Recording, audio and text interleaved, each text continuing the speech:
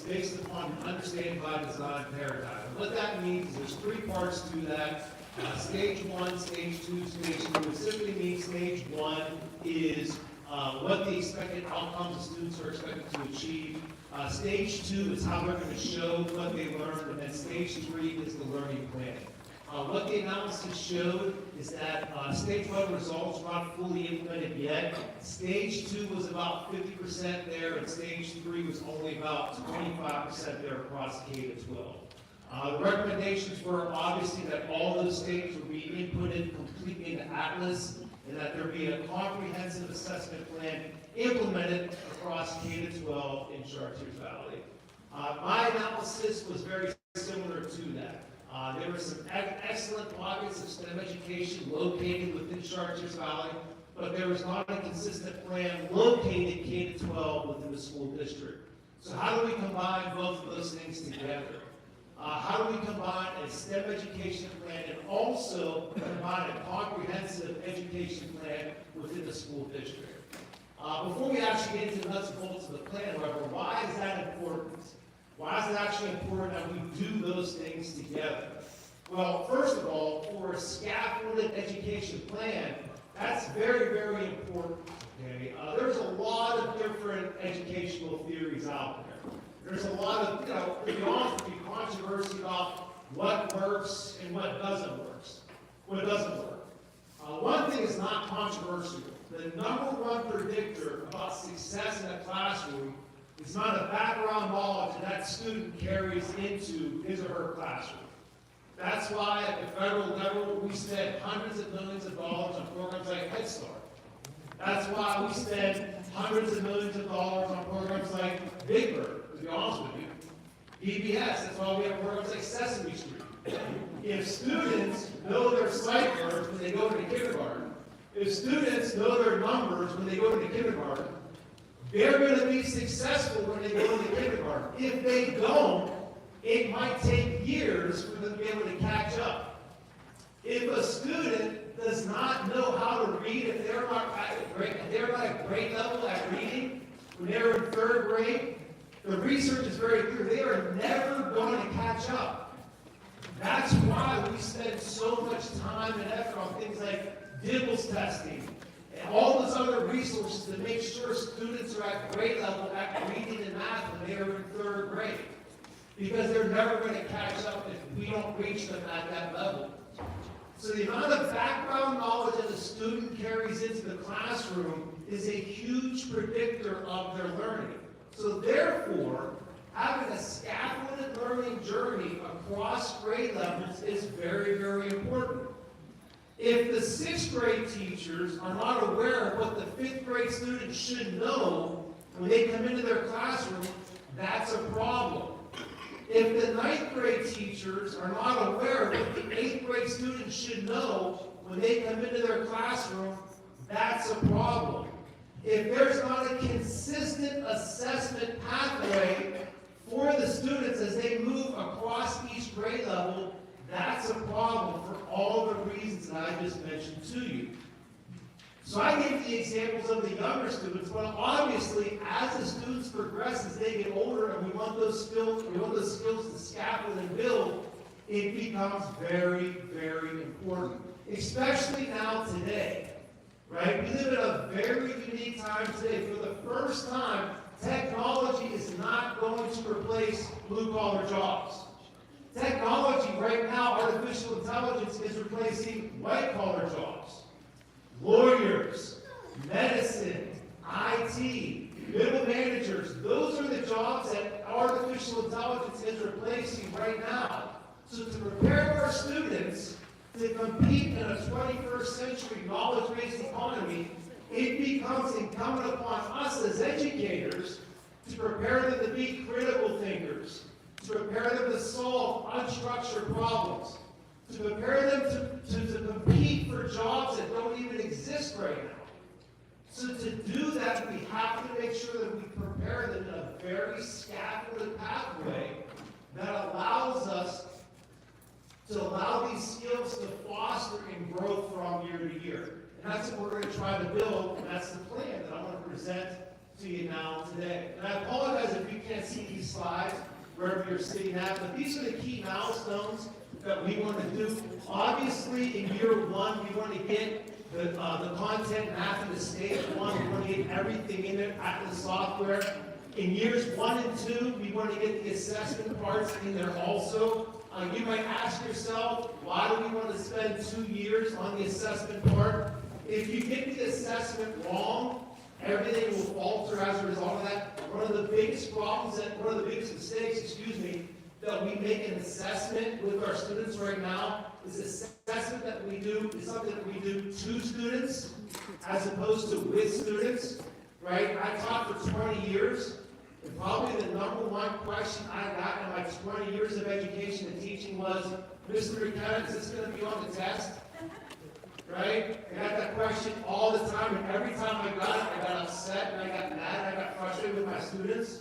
But I realized once I left the classroom, the reason why I got that question was because that was the incentive structure I created in my classroom, right? All they were worried about was if something was going to be on the test or not, and that was because that assessment was something I did to the students and not with the students, right? So we want to make sure that we get assessment right, so that's why we'll take our time with it. And then by year 3, we want to make sure we get all the learning activities, how we'll actually do the learning in the Atlas software.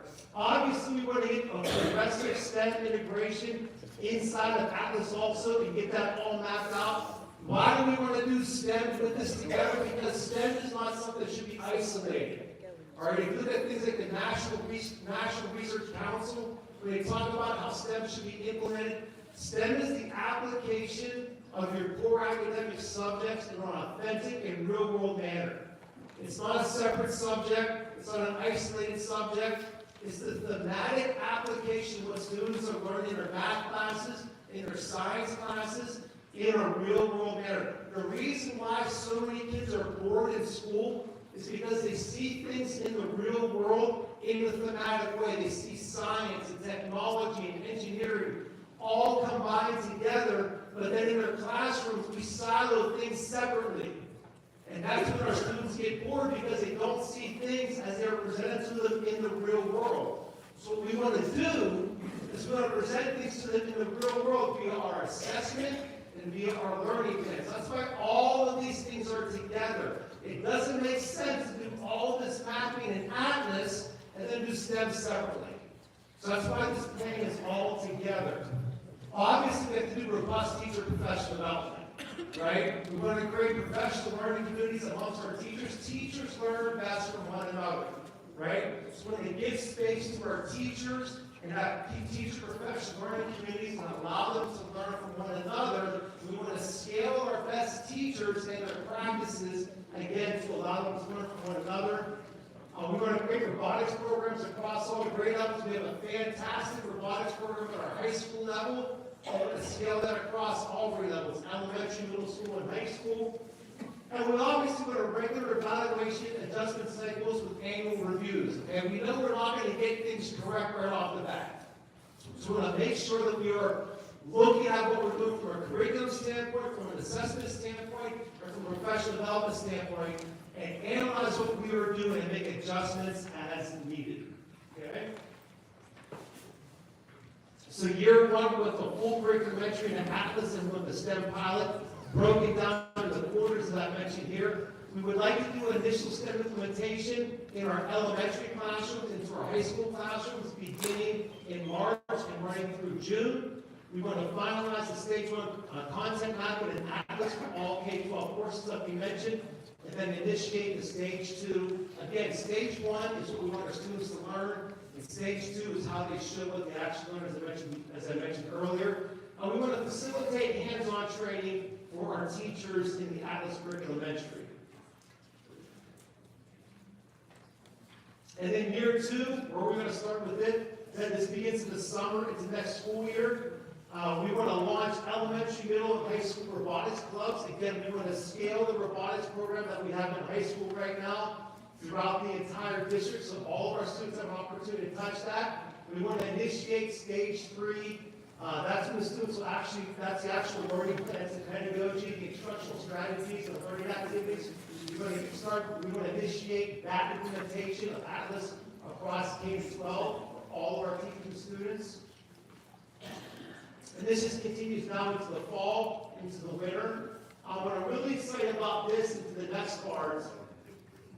This is a beautiful campus, and another opportunity to tour the campus actually yesterday. Hosting robotics competitions here at Chartiers Valley. We have a beautiful gym and a beautiful campus. Being able to show that off and also being able to invite the community, I think that's going to be a wonderful thing we'll be able to do here. In addition to that, expanding partnerships. This is now in January 2026 into the spring. Expanding the partnership with industry and higher education. Formalizing the professional learning communities like I talked about. Then at this point, now we'll ensure that stage 3 is complete. So by March of 2026, now we should finally have everything in the Atlas and everything, now we should have that full curriculum. Everything is now in there, stage 1, stage 2, and stage 3. And now we have our full professional learning communities.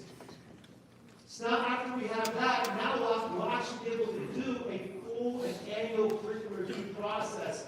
Now to go back to how I kick off this discussion, now we'll actually be able to see K to 12, what the students are expected to learn, how they're expected to learn it, and how we're actually assessing them. Right now, we can't do that. Right now, there's no systematic way to actually review and do that. Now we'll actually be able to do that via the software that we'll have. And we'll have teacher professional learning communities that we can actually review the data, look at the data, what is going well, what's not going well, and be able to review all that particular information based upon the software that the school district is already providing to us. Okay?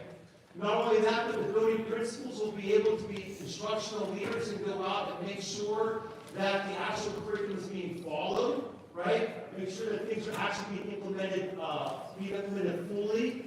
We'll be able to look at the STEM sustainability plan. So what are we doing now and where are we going to go in the future? And also, of course, make sure that all the teachers are comfortable using Atlas and maintaining the curriculum rollout that we have.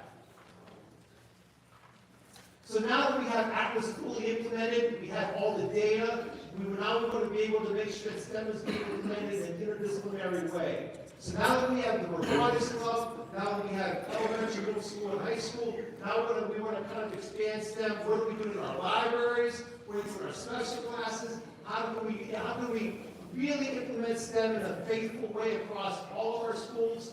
We're going to provide middle and high school teacher training to make sure STEM is really being implemented in an authentic way. Conduct curriculum integration to Atlas further. We want to connect STEM into career-connected learning, and we're going to facilitate more high school teacher training into that career learning. Year 3 continued. Continue the STEM implementation, cross-curricular STEM engagement. District-wide teacher PD will continue.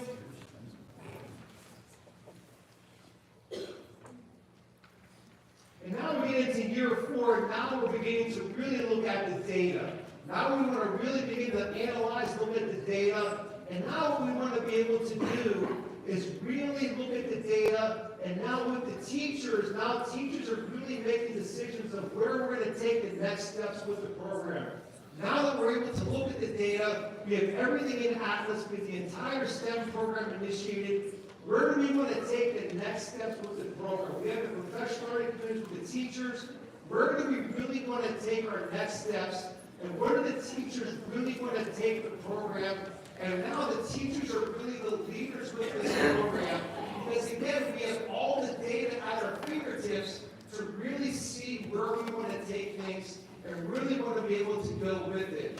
But without the data, without this really at our fingertips, there's really no particular way that we can really make informed decisions about, again, what is working and what is not working with this. Now, one thing I want to be really clear with this, again, I spent 20 years in the classroom. I'm a big believer in this.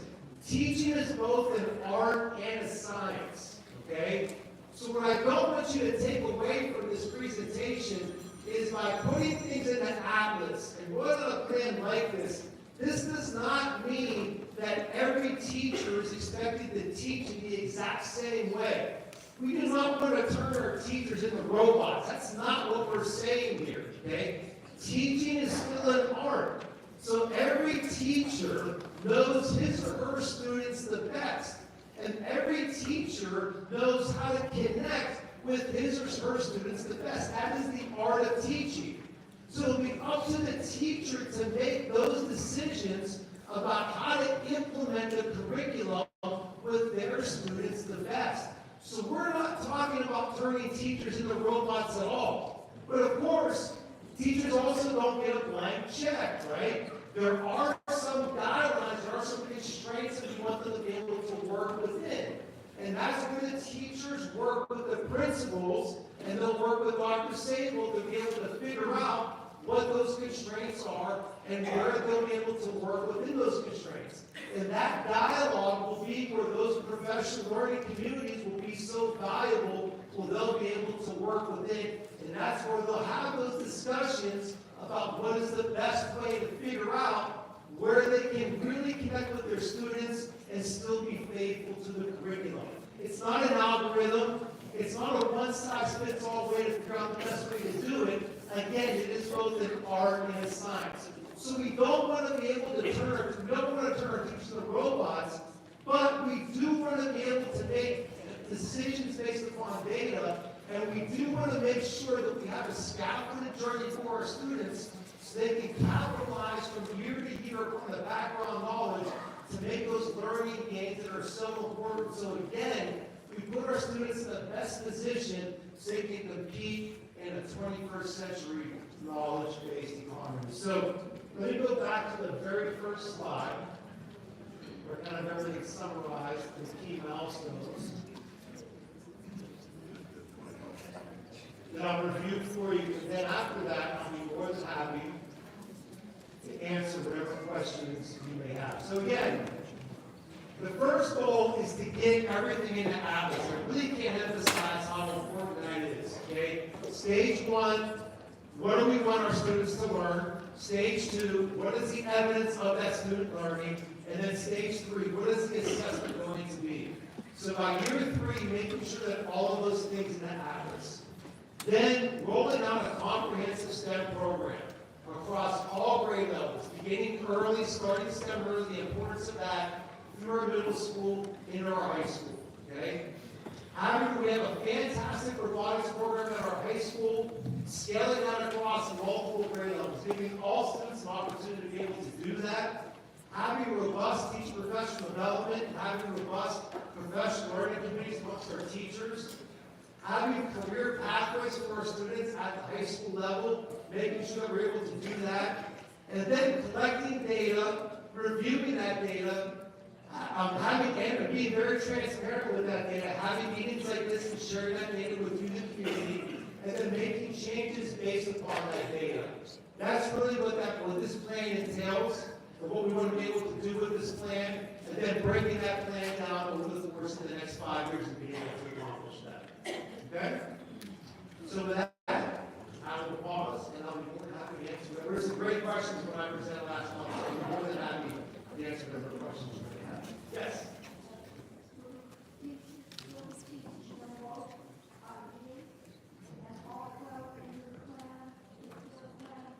We're not going to address that. We want to ask questions about academics, and we don't want to ask anything geared around political lines. What was the second question? This guy. Here with him.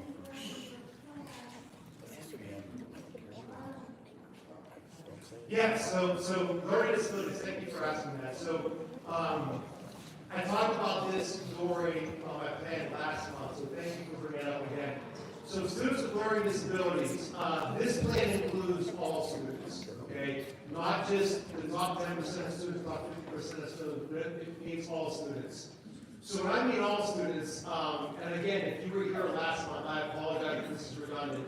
I talked about the blueberry muffin analogy. So I didn't make up this analogy. This analogy came from a gentleman named Louis Perez, who unfortunately lost his sight when he was around my age, age of 50. And he works for a nonprofit called CAS that created universal design for learning standards. He talks about the blueberry muffin analogy, which is when you make a blueberry muffin, you put the blueberries in at the very beginning. You don't put the blueberries in at the end. Unfortunately, when we talk about things like differentiated instruction, we adapt tests, we do stuff like that, that's analogous to putting the blueberries in at the end. So when we talk about things like this, we want to put the blueberries in at the beginning, and we want to think about students with special needs at the very beginning of the program and not at the very end. So this plan contemplates that at the very beginning. So we talk about things like stage 1, we talk about what we want our students to know. That's when we want to think about those students at the very beginning of the process and not at the very end of the process. So thank you for asking that. Thank you for reminding me of that. Yes, sir. This Atlas system you described, is this just for STEM curriculum, or is it more comprehensive, and is it replacing or upgrading something? Sorry, sir. Okay, are we missing something like that now? We just don't have that, or is this a total? We have it now. The curriculum is not fully implemented into the curriculum. Okay, I wasn't sure of the scope if it was just STEM. Thank you. Yeah, and I believe, and Dr. Sable can correct me if I'm wrong on this, but I believe the presentation last month from the woman that did curriculum analysis, I believe it's online. It's on the website. It's on the website, so you can see her full analysis and it explains everything about that. Thank you. Yes. So I love the idea of STEM integration. I'm with you here, but are we thinking about the priorities right? So if the NEA says 60% or more of all Pennsylvania students in our engineering level is career field, why are we integrating STEM when the whole idea is you have to come with the right background knowledge? If you don't come with the right background knowledge, and layer it in the complexity, it feels to me like we're not triaging the right thing, doing the right thing. Great question. Fantastic question. So how do we address that problem effectively, correct? So that problem that you described about students not reintegrating has been around for a number of years now. It's been exacerbated by things like COVID. And then, the COVID learning loss, it just came out with a report today, as a matter of fact, it was in the New York Times, talking about, they actually mentioned Pennsylvania. I think we're a year behind now on short of COVID. That might be a little wrong, please don't quote me on that. But the New York Times had an article about this today. So we have a couple of choices that we can make, right, about addressing that. We could potentially give our kids more worksheets. We could find a new pedagogical approach. There are different things that we can do. My argument would be to address via STEM. Why is that? Because my argument is the motor skills and things that you would foster as a result of STEM is actually going to help the students with things like their math skills and their language arts skills. Let me talk about math first, okay? When I left the classroom and I joined the business world, my boss used to talk all the time about high leverage solutions. It took me 6 months to figure out what that meant. And I know that after 6 months, I finally got enough nerve to ask him what that meant. He told me, find the smallest thing that has the biggest impact. That's a high leverage solution. For math, proportional and spatial reasoning is the most high leverage solution you can possibly do to improve a student's math scores.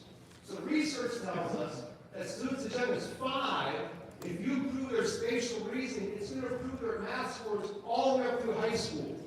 To improve their spatial reasoning, how a student understands an object in space, give them hands-on, minds-on activities. Have them build Legos, right? Have them create something with their hands.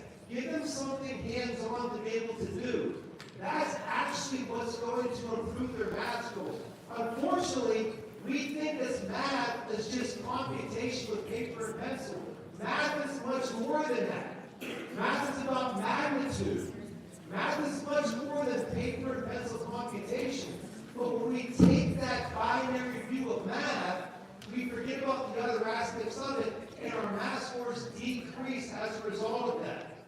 In addition to that, when we think about spatial reasoning is not grown in isolation. Spatial reasoning and executive function, working memory, inhibitory skills, all those things grow together. How do I grow all those particular things? Give students hands-on, minds-on activity. That's how all those things can actually grow together. So how do I actually do those things? Give them different STEM activities to be able to do. Give them structured play activities. Those things will actually grow all those things together, and it'll help those students' math skills. It'll also help their literature skills also. Yes? So I accept all of that. Great, I convinced you. I can go home now. You know, you all these laugh at me, laugh at her, but laugh at me, I just convinced her. Okay.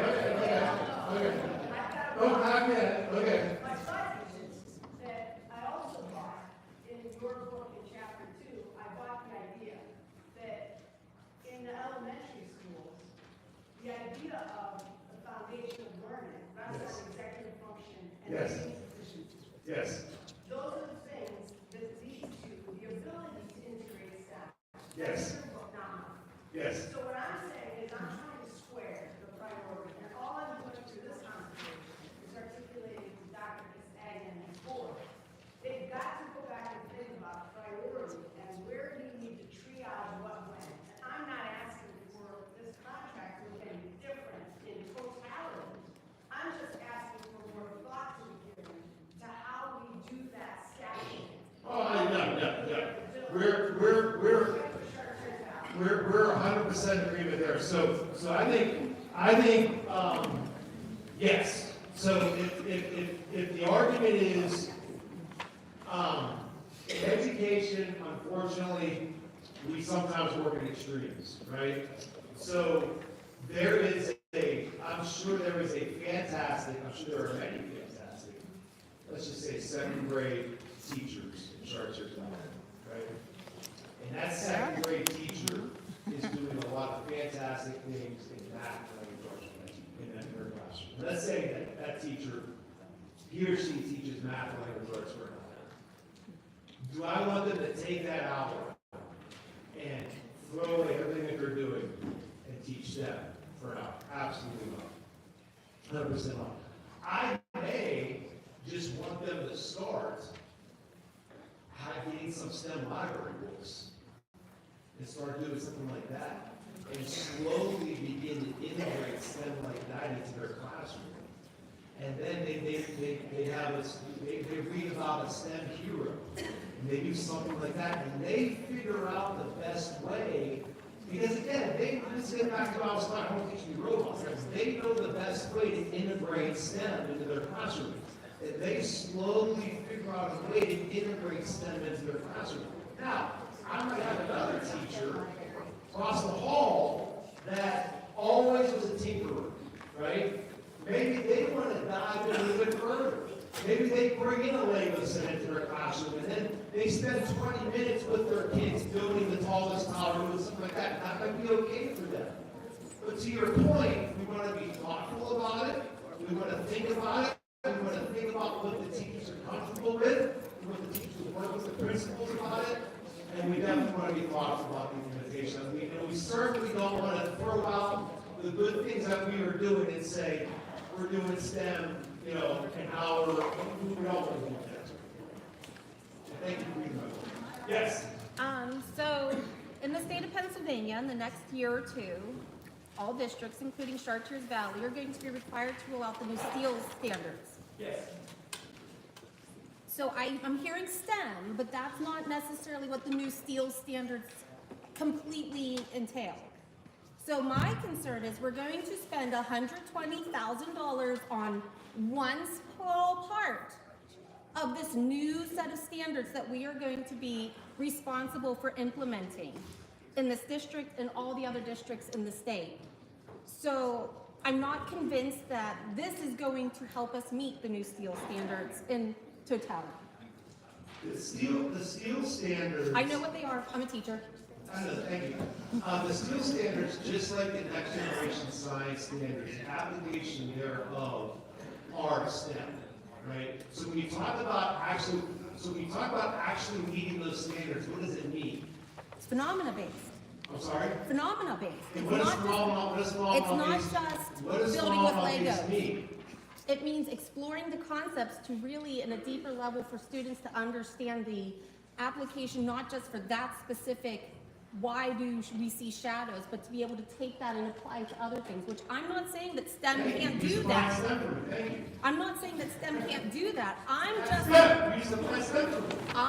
convinced that your program is going to capture all the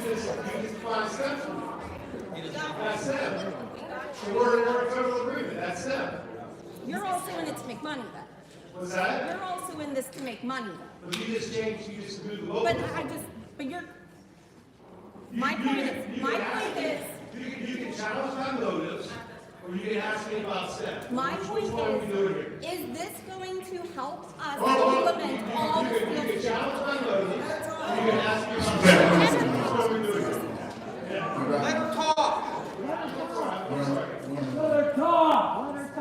So is this going to help us fully implement the new steel standards? I'm sorry? Is your program, initiative, whatever we're calling it, going to help us fully implement the new steel standards? Yes. Okay, we heard it. Yes. No other programs or curricular or enrichment or supplemental resources are going to be necessary. That I can answer you right now. That I can answer you right now. So thank you, Mr. McKenna, and thank you for the audience for those great questions. I think the important thing we have to understand is right now we currently have nothing in place. That's what the curriculum presentation outlined. The first level, the highest level of curriculum was not there. It was very basic, very minimal. So we have to start, and he's an expert in the field, and the work that he outlined will be work we need to progress the district forward. So his presentation will be available on the website. What I will do at the conclusion of this meeting, like we did last meeting, is I will send out a mass link with hyperlinks to the individual presentations so everyone can follow up and read those. So thank you, Mr. McKenna. Next, we have Dr. Sable. One of the early curriculum gaps that were identified was that we do not have standardized benchmark assessments in the district. So we made that request and presentation to the board, and the board thankfully unanimously supported that, the institution of the MAP testing. So Dr. Sable worked with the company, and we are able to roll these out the last 9 weeks of this school year to do a first test run of the benchmark assessments for all students through grades K to 10. And then at the first 9 weeks, we will start these quarterly. So Dr. Sables now wants to talk about the plan for that implementation. Thank you. Thank you for the opportunity to speak this evening. I have 3 kids. I have a 17-year-old, he's like 6'2", 240, I don't know where he came from. I have a 7th grader who's 12, and then I have a daughter who just turned 6. Unfortunately, they're home sick today. But from the time they were born till the time they are now, I was able to see growth, right? You can see a growth in pictures. We like to go back every year to their birthdays, look at their pictures. It's easy to see that growth. It is not so easy to see growth for teachers and to see growth in an academic year with a student. Typically, we're judged, we being the school districts and the school, by one standardized test the students take.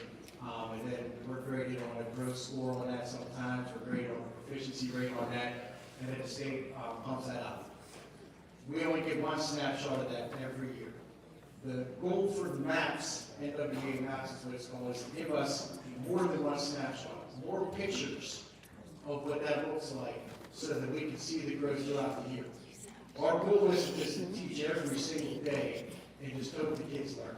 We want to make sure that they're learning.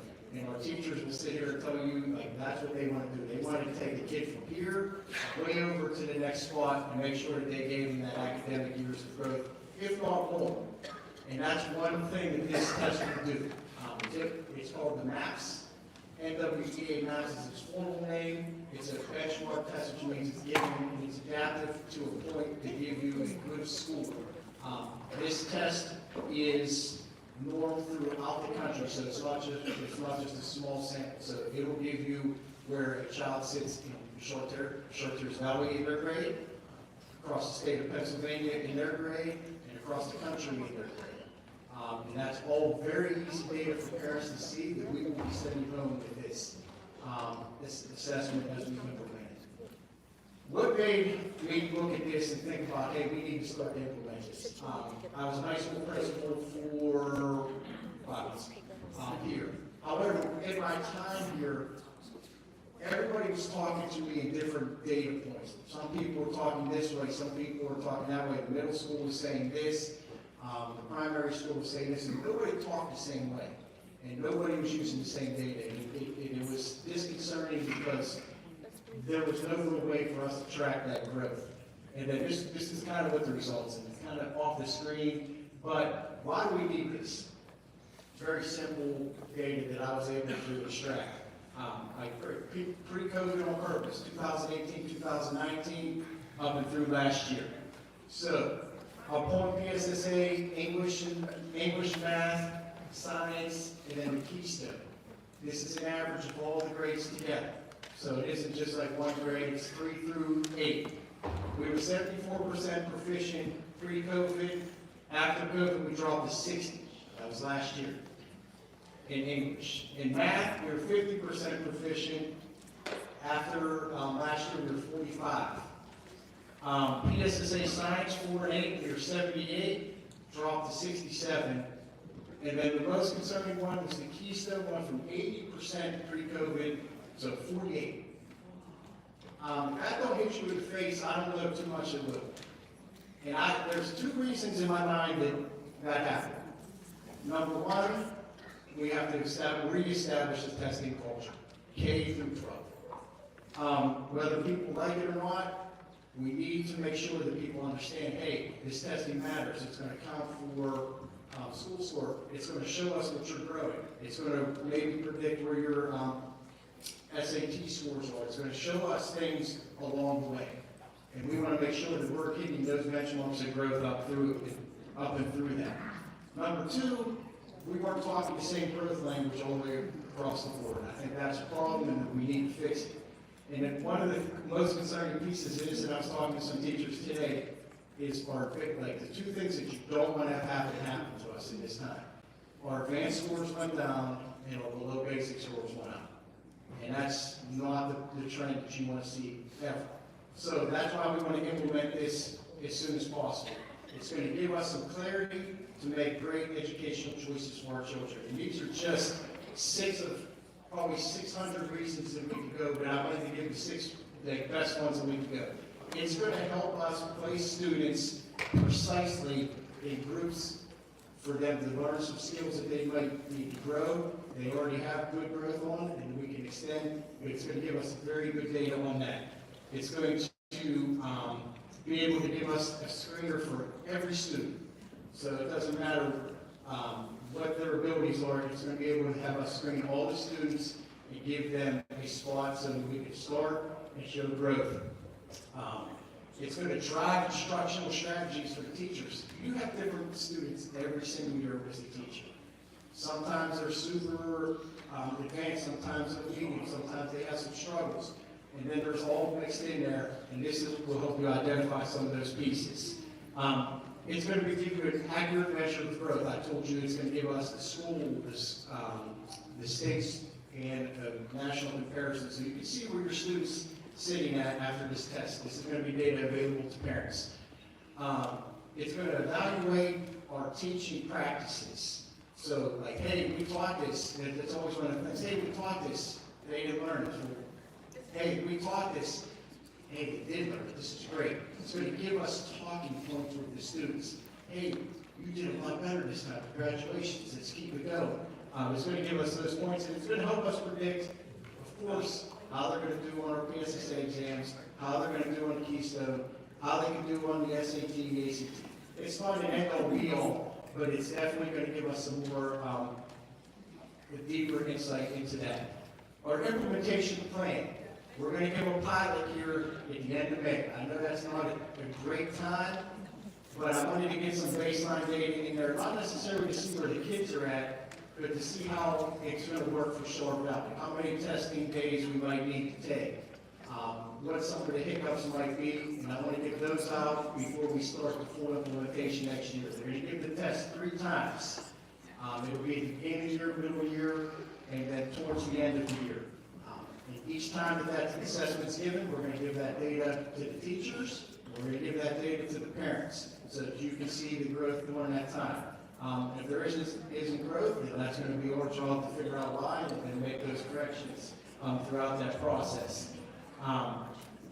We're going to use this data to start to look at curriculum pieces all the way from K all the way up through 10, 11, 12. So it's going to be a big process and it's going to take some time. We got that time to make sure that we start talking the same way, K to 12.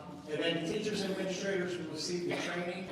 This is a very important piece that often gets overlooked. We're going to do training this year, we're going to do training at the beginning of next year, and then we actually have some training, other trainings throughout the next year as well. So it's not going to make it, here's this test, give it, good luck. It's going to show you what the data you get, what you should do with this data once you get this data, how we're going to use it to become better for our students. What's in it for everybody? Everybody wants to know, hey, what's in it for me, right? That's how it works. For the teachers, it's going to help you give data to drive your instruction. That's huge. As a teacher, like I always wanted to know, hey, where are my kids at right now? I want to know what's going on. It's going to make your teaching more efficient. It's going to make it a little bit easier. You can identify the growth. You can show the growth throughout the year within your classroom a little bit easier. Well, that's really off the screen. Students, it's going to give you an ability to see, hey, I am growing. This is where I'm growing. This is where I might need to work a little bit. That's invaluable for a student to know. It's invaluable for a teacher to tell a student, hey, what you're doing here, we need to continue to work. And it's going to give them targeted support in the classroom. And then for parents, the goal is to get your kids to achieve higher, to grow more, to be better. That's what this should be able to provide us, as well as an ability for you to see that growth as well. It's not just going to be Chartiers Valley, the inner circle. It's going to be something for you all to see for your each individual kid 3 times a year. And that's it. Growth starts now. We're going to start it today, or we're going to start it Monday with professional development, and we're going to start the pilot very soon. Thank you. I have a statement real quick about that, if I can speak a minute. I'm all for inclusion and different academics for our children to progress, but I think you guys are not giving these teachers enough credit for what they do every single day. They are literally, when we don't have enough subs, they're covering on their break time and working double time because they don't get the freedom or the planning time. Ma'am, there will be public comment, section come up, so thank you. You Yeah. don't want to hear it on the phone. You don't want to hear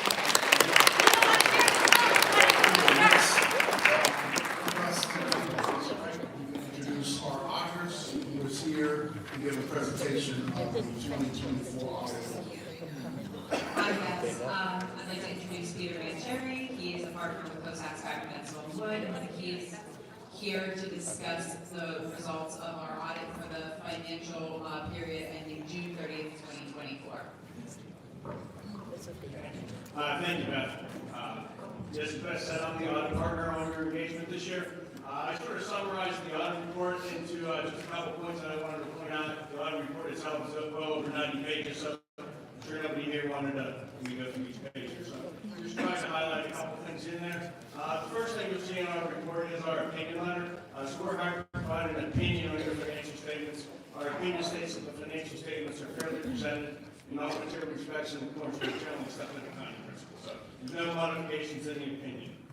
Then just touching on some of the points within, some of the statements within there. The first thing I want to talk about is the governmental funds, the balance sheet for there, and then looking at what your fund balance is.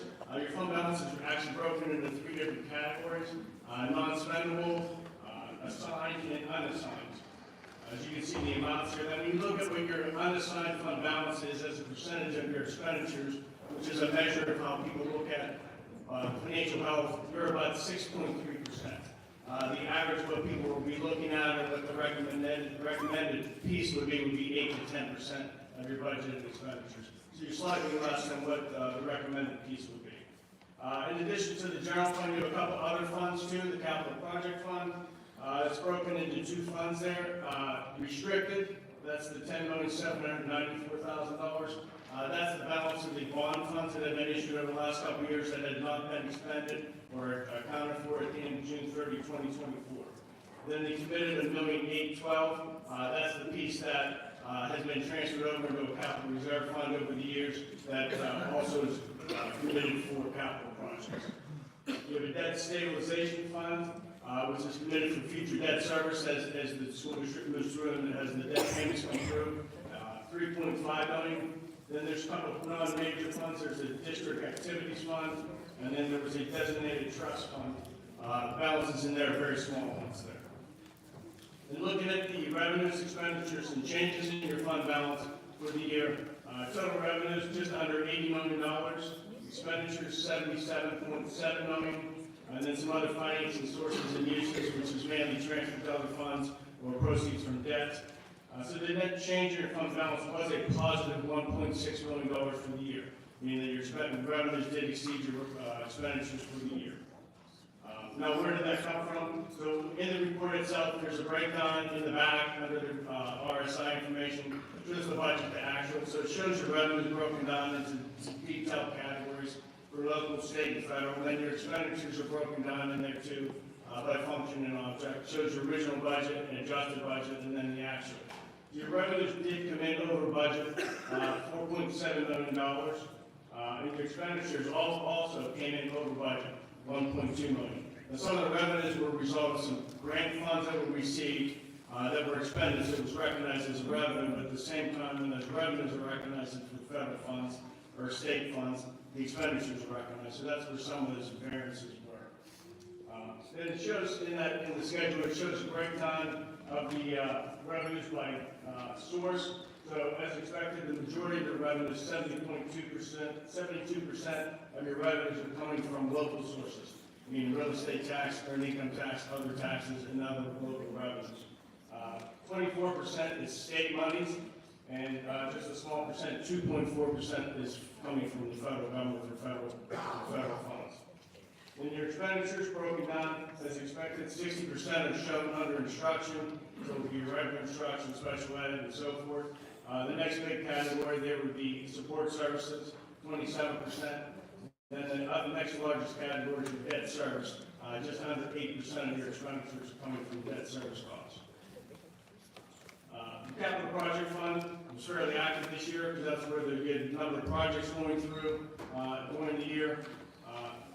The revenues in there were about $748,000, mainly all from interest.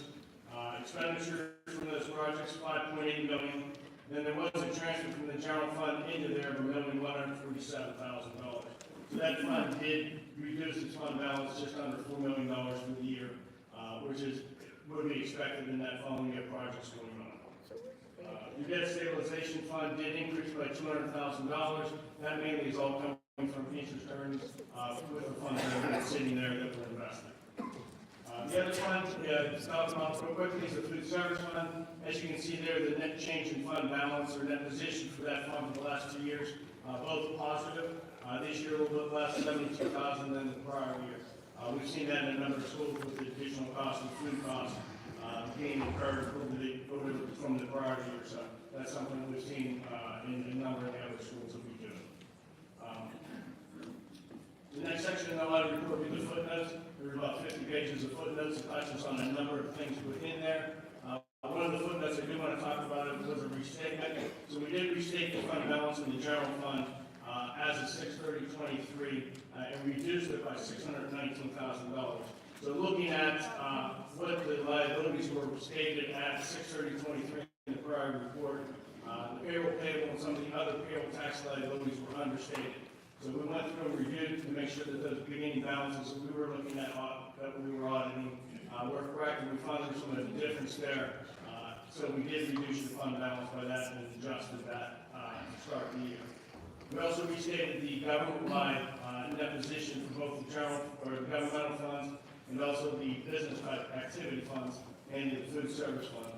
The reason for that was a couple things. One, the net pension liability and the OPEB liability is required under the standard to be allocated to all funds where those expenses are. So within your food service fund, you do have employees in there. So part of the cost that you're paying for those employees are the benefits, the PSERS benefit for them also. So some of that liability is required to be allocated to that fund. And then there was a small other difference. Some of the notes payable that were stated were understated due to the fact that there's 2 payments made on the debt in the prior year, but it didn't reflect that in the actual liability itself. So it's explained through in the footnotes in detail to what those changes were. Just a couple other things. The PSERS footnote, we did talk, like I just mentioned, about the net pension liability. Obviously, all the schools are part of the PSERS plan, sharing that liability. Your share at the end of 6/30/24 was $95 million of that liability. It's not a liability you're paying each, that's debt that you issued. This is part of the total liability of the whole PSERS plan. And your share of that is only 0.21%, so it's a very small percentage of a very large number of the PSERS plan itself. So you're making your payments as you make your annual required contributions to PSERS for your employees. You also, piece of the OPEB, there's a district plan for the OPEB, meaning the other post-employment benefits, for benefits that you've agreed to under various contracts for employees when they retire, where you're paying a share of their cost of health insurance under the various contracts that you have. That liability action there was determined is $11.5 million. That will be paid, as expenses are incurred. The other debt you have is your general obligation bonds. At the end of the year, your debt liability bonds outstanding were $92 million, of which you retired during the year $2.2 million in terms of payments made for the principal. There's also some financing agreements you have, and then some lease liabilities, which was implemented this year under new standards. So the leases for copiers, even though you're leasing those, it's still recognized as a liability because you have agreed to make those payments over a period of time. And the last section that we audit report is the single audit section. That's required because the district does expend over $750,000 in federal funds. So your total federal funds for the year that were expended were $3.2 million, of which $968,000 was related to COVID funds, meaning basically the Education Stabilization Fund or ESSER funds that were expended and recognized as revenue this year. I think the majority of your ESSER funds, if not all of them, have been fully expended at the end of June of 2024. So the results of the single audit are shown in the financial statements there. It basically states that of the programs that we tested, which was the Education Stabilization Fund, or the ESSER funds, and the Child Nutrition Cluster, we noted no material weaknesses in internal control over the operation of those 2 programs, and also no compliance findings in the testing we did over the major programs that we looked at. So that's a quick summary. I know it's a lot of numbers. It's not as exciting as curriculum and stuff like that, but it's kind of, so what can I say? But my contact information there is there if anybody would have a question from the board, or if there's any questions, I'm glad to answer anything. Thank you. The presentation will also be available on the website, and I'll have your contact information there as well. Thank you very much. I'd like to thank Beth and her staff for putting up with us, especially the first year of the audit for our firm. So I appreciate Beth and Cindy for assisting us in getting through this. Thank you very much. And the last announcement, Mr. President, is we'd like to congratulate our National Merit Scholarship finalist, Senior Charlotte Kinsey.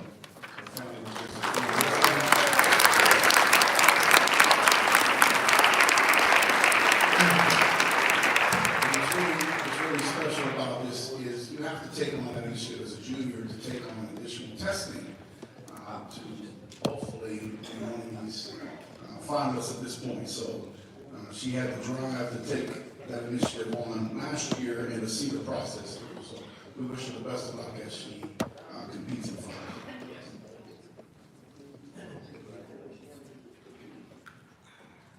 Okay, moving on to public comments on agenda items. Mrs. Steen. Thank you. We would, any resident who has signed up from the Chartiers Valley School District who wishes to address the board, and if you've already signed in with your name and address, we would appreciate your interest, of course, and please keep your comments to 2 to 3 minutes. Kelly, did anyone sign up?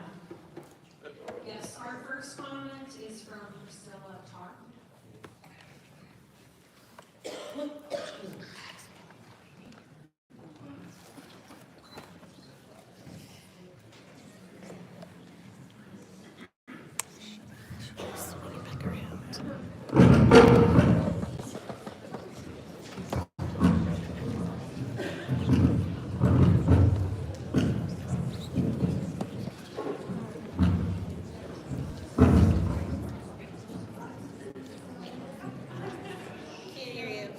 We can't hear you.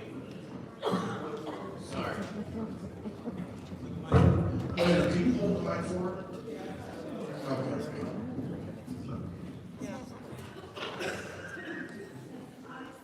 You have to get really close to the mic. I just want to say I'm very impressed with the STEM and math assessments that were presented. I've always said that the students should first learn to read, then learn to write the words that they can read, and then do their math, and that's what I was taught, and it works. Secondly, I would also like to see the students learn to write cursive. Somehow or other, they only know how to print, and they print their names, and I think the cursive would be put in place and would be very nice again. Thank you. Thank you.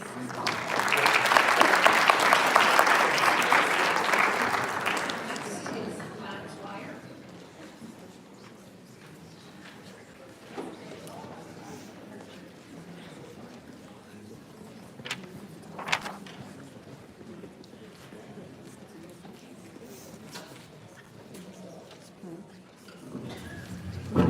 Good evening, Matt Sawyer, Collier Township. I was commenting on the STEM presentation, 11.10. Parent of a first grader, very excited to see the presentation. Think it'll be a great benefit for our students. For the cost, if it can't be discussed now, then when you get to the agenda item, I believe the last meeting there was talk about using a PA Smart Grant or applying for that to cover that. If that can just be addressed, if that's still an option, PA Smart Grant.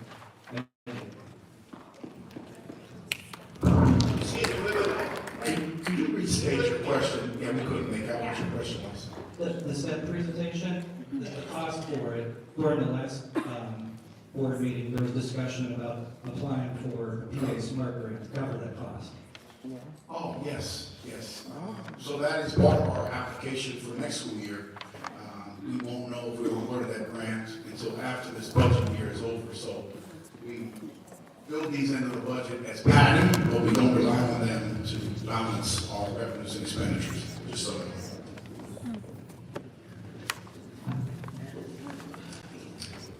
Next is Samantha Fulmer.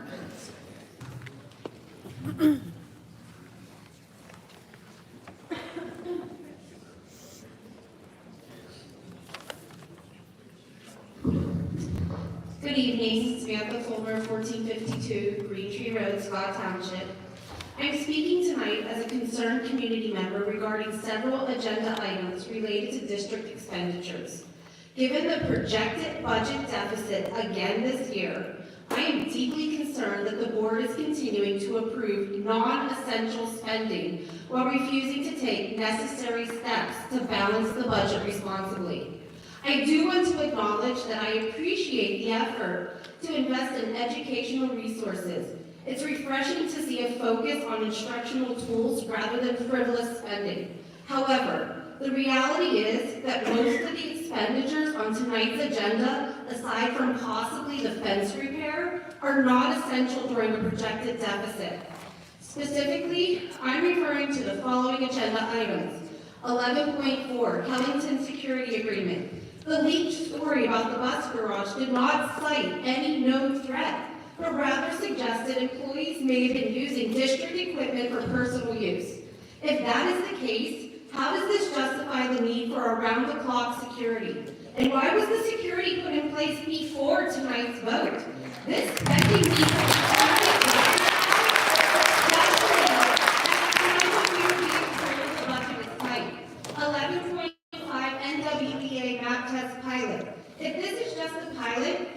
rush into spending on it now when we don't even know if it's the best tool for our district.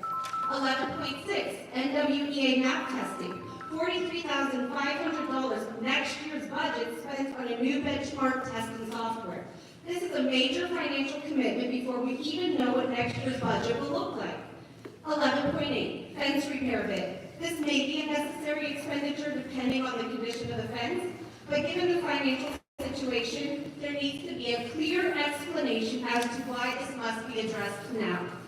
11.9, Hilltop paving agreement. Is this an urgent safety issue? If not, then it can wait. Many districts defer these types of projects until finances allow. 11.10, Jason McKenna Consulting Contract. While STEM is important, it is not a priority in the middle of a financial crisis. And just because there might be money left in the curriculum and instruction fund doesn't mean it must be spent.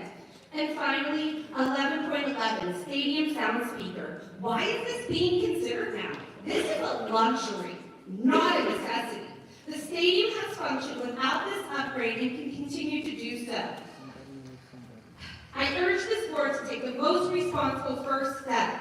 Issue a stop spending order on non-essential purchases and prioritize financial decisions that protect students and staff. I also strongly encourage you to vote no on all non-essential spending items tonight. Thank you.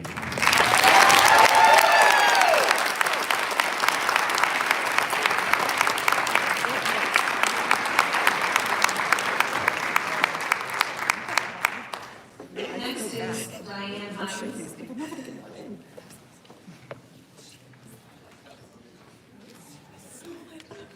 evening. My name is Diane Hines, and you're going to be a tough act to follow. This is my first board meeting, so please be patient with me. Excuse me before you start. Can you fix, we can't hear. Yeah, if you move your... I'll try and speak up. Is this better? There you go. Okay, sorry. I've called Collier Township and Chartiers Valley home since 2009. I am not native to Collier Township, or Pittsburgh, or even Pennsylvania. We chose to purchase our home and raise our family in this school district not only because of its excellent academic standards and their reputation, and the beautiful area, but because one of the selling points was the fact that despite having to bus my child, Collier Township owns its own bus depot and invests in their bus drivers. It's been a huge comfort to me that when I put my child on the bus each day, I will usually see that same bus driver throughout the school year. Seeing me having buses and bus drivers tells me that not only do that they make our children's safety and well-being a commitment, but they are committed to the employees as well. And if you don't show a commitment and an investment to your employees, those employees will not be invested in the health, safety, and welfare of our children. That is what I'm here to make. But since you are also concerned, of course, about fiscal responsibility, let me also add that if you get rid of our buses and our drivers and go to a third party, home buyers will not be as interested in buying in Chartiers Valley. I'm very concerned about my property values, the property that I have invested my heart and soul into, and I've also committed to this. Lastly, the other comment I want to make is, if you think that the congestion at the schools during drop-off and pickup are bad now, just wait. If you pick an independent bus company, I will not be using that bus, and you'll be spending your money unnecessarily. Thank you.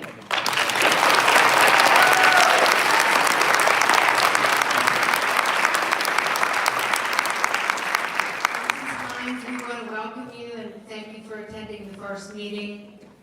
What we do need to do though, however, we have to follow protocol, and any comments additionally after this have to be regarding agenda items. Anything that is not an agenda item can be discussed after, at the end. So we'll just make that stipulation. Thank you. Thanks.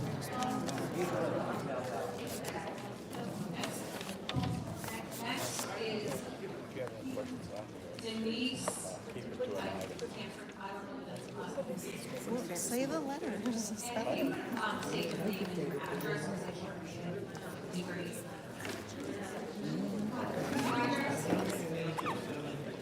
My name is Denise O'Neill, and I live in Bridgeville. Every comment that I'm going to make is part of the agenda. I have a bullet point marked on my statement sheet. Thank you. Even if you haven't discussed it yet, it is a bullet point on the agenda. First of all, I'd like to talk about section 2. With regard to the Atlas situation, I was wondering if, and I didn't get to ask my question, if the math was going to be regular standard math, or if the math was going to be a particular type of math called Common Core. Seeing as both my children have been taught both ways, Common Core is a very bad way to teach math. It did not help my daughter whatsoever. Secondly, we were talking about maps. While the PSSA and the Keystone are mandatory in the state of Pennsylvania, MAPS is not. Therefore, if parents chose not to have their child take the MAPS test, you would not have an actual assessment. And also, many children are bad test takers.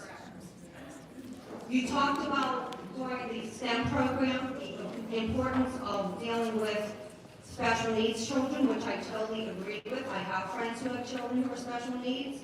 However, you did not address the situation of people like my friend over there, whose child is exceptional because she's extremely bright.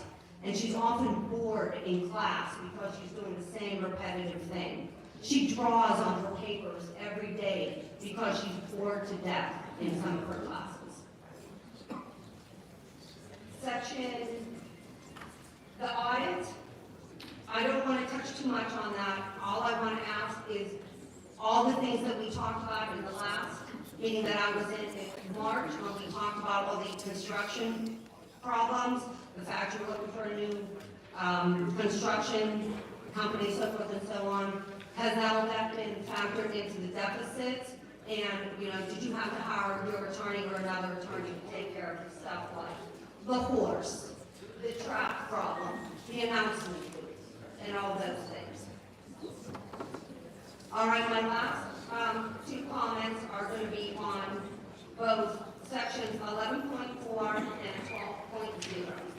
So the first thing I want to talk about is the supposed threat that was going on, which hasn't been substantiated. In 2024, on September 18th, in 2024, there were guns found in both Montour and at Moon Township school districts. On September 20th, there was also a gun found at Montour. In Georgia of that week, 8 students, a teacher, and another boy were killed, and the school was put in a lockdown. Excuse me, ma'am. The reason I'm bringing this up is because you're hiring someone to do security for an empty parking lot or for a parking lot that doesn't mean anything. But you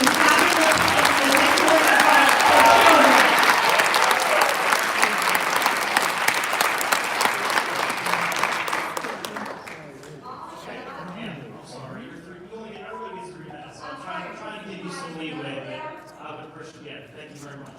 Fine, but I want to know why the bus drivers who are doing a good deed by helping someone from the area. Why is that not the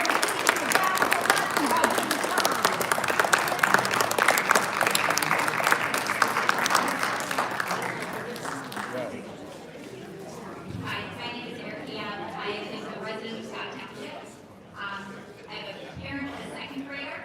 I'd like to thank the board for taking the time to invest in a STEM curriculum for our students.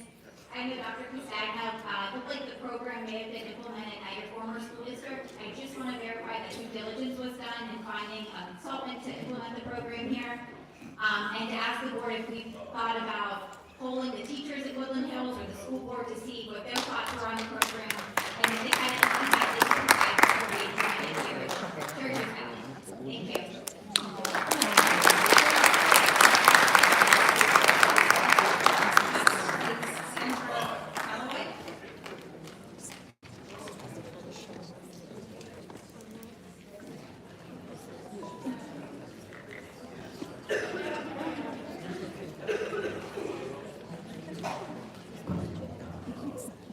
My name is Sam Calloway, I'm a resident of Collier.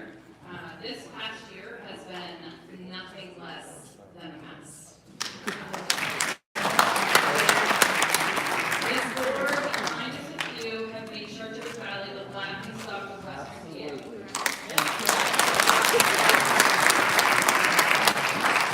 A district we once all boasted about, we sadly say in shame. My neighbor, an outsider to CB, once said to me, CB people are like a cult. And she's not wrong. We all have a deep love for our district, which is why a majority of our teachers, bus drivers, support staff, and parents are alumni. We used to be proud of saying our kids go to CB. No more. With that said, how are you voting on something that has already been put into place but never put out for bid? Did you do that in an email? More importantly, how on earth did you come to the conclusion that the best use of funds that we don't have was to guard the buses?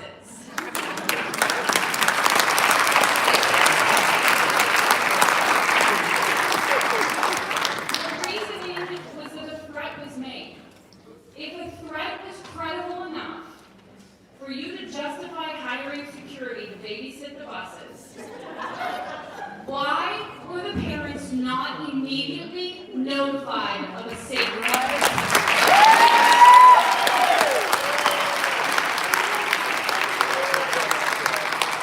Why was security not tired when we had actual safety concerns with human lives?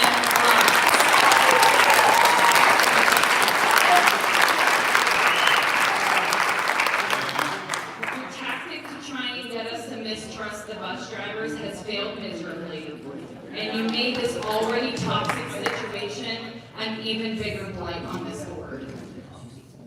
In regards to the other 11-point agenda items, specifically speaking, the continued unnecessary spending, where does the roof and HVAC system stand on this building? Why are we spending $1.whatever million on asphalt when this building does not have adequate roofing or HVAC system?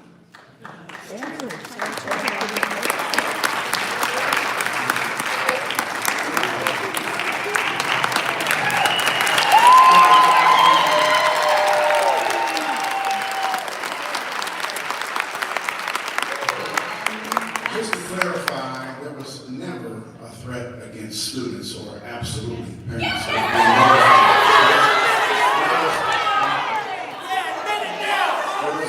There was a threat against district property, which was an internal personal matter, which the board heard the details to.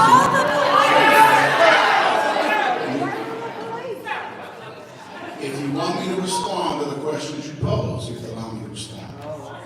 Okay?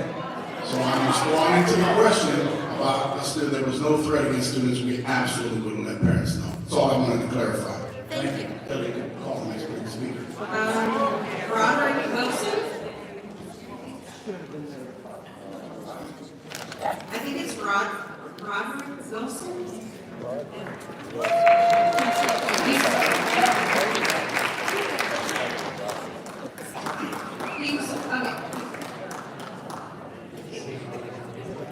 Is he not agenda? He's on the agenda. Did you want to speak for on non-agenda items? Rich Grill. I'm supposed to know later. I will say something about your item 11. I will speak something on item 11.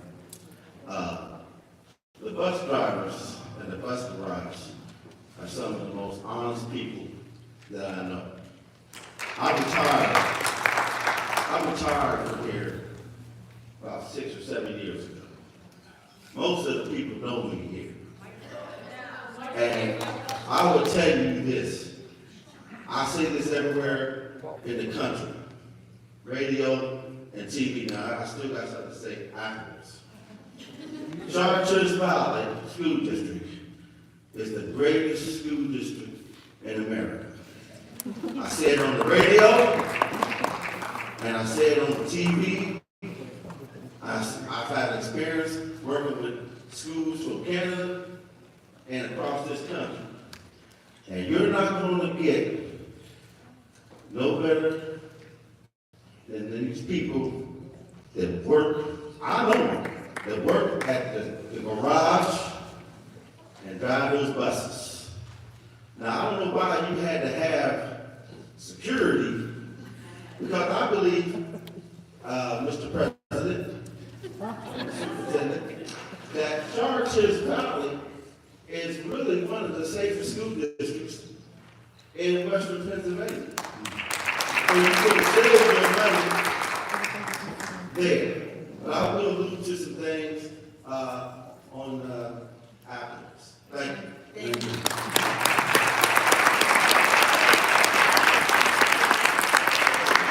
Next is Beth Eckenrode.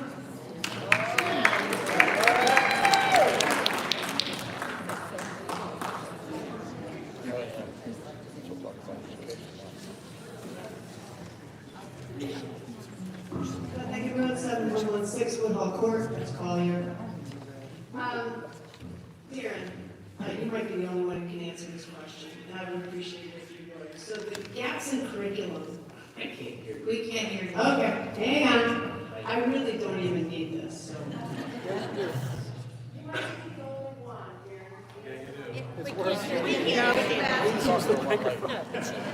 Okay, how's that? You might be the only one who can answer my, could you start my time over, please?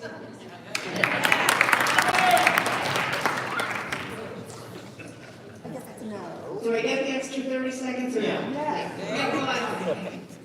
All right, we'll meet later. There, my question is around the gaps in curriculum. You might be the only one who can answer this. We had curriculum leaders for years here.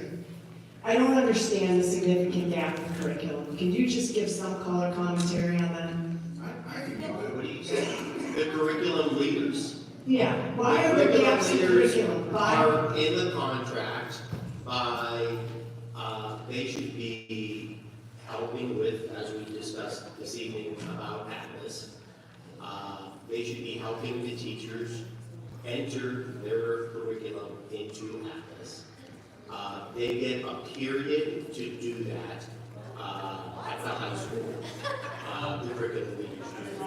Besides, I think, what is it, Dr. Castagna, is it $3,200 extra? It's $3,400. We have 17 department chairs tasked with curriculum that the stipend is $3,400 and an additional period off throughout the day. And we just found that model, but right now it's ineffective. It's not getting done. What if those teachers don't get their free period Excuse me, time? let us speak this. So, Mrs. Eckenrode, are you asking about the curriculum leaders, which is an Act 93 position, or about department chairs? I'm asking about the perceived gaps in curriculum. That there are gaps in curriculum that things have not made it into the Atlas system, and I don't understand that because we put curriculum leaders in place with an express purpose to connect curriculum across grades and across buildings. You are correct. So what, and I don't think that you were here last week, or 2 weeks ago. when Can't hear you. Speak in your mic. I don't think you were here when the curriculum person reviewed everything with us last board meeting. But when Dr. Franczyk was hired, she only got through the elementary school. So only partially the elementary schools in Atlas, although Atlas has been a K-12 product. We did, as a school district, for the past, say, 10 years, pay for teachers in the summer to write curriculum. And your question is correct. Where is it? She could not find it.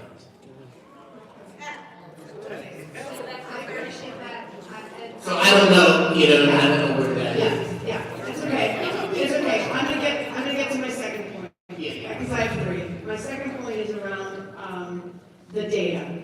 Dr. Sable, thank you so much for being willing to share the data and talk about the data. I think it's really important. And I hope at some point you put goals in place that are data-oriented goals and you share them publicly. It would be really important, I think, to bridge misunderstandings, gaps, and elevate expectations across the district between the board, the administration, the teachers, the parents, and the kids. Because in the end, it's only expectations on the kids that matter, in the end. Now, for the purpose of data and the NWEA map growth, there's a lot of data going to be coming to a lot of people. So my next question for you is, who is tasked with scrubbing and analyzing the data? Who's got that responsibility? Is there a short answer? The short answer would be ultimately it's going to be driven by Dr. Sable and myself through our building principals and then specifically into their buildings. But they are going to be the instructional leader of each building. Okay, great. We'll follow up on that in a future conversation. My last point is this. I've been around doing this for a really long time, and here's what I know. Disdain begets disdain. If you give disdain, you're going to get disdain. So my recommendation every time I come here and I hear the tone of the meeting like the one there is today is you have to figure out how to close the gaps. You all are primarily responsible. You all are secondarily responsible. They have to be able to reach out and you have to be able to accept. But unless and until that happens, disdain will beget more disdain. And we're better than that at Chartiers Valley. We're just so much better than that. Well, that's not right. I've heard enough here on both sides. It is not respectful. It is absolutely not respectful. And whether or not I agree that these are the best we can do in Chartiers Valley to a person, I'm not going to say that. But they all have my respect. They will all have my respect, always. Because they're willing to do a job that's very hard to do. It's thankless.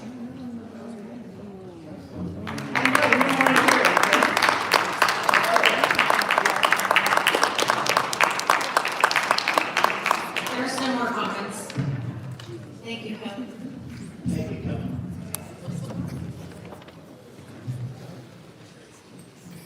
Okay, on to executive session. I'd like to announce that we had an executive session prior to this public meeting to discuss personnel, legal, and safety matters. Superintendent's report, Dr. Pistache. No report. No report. Solicitor's report. I have nothing outside of items we discussed in the executive session. Okay, thank you.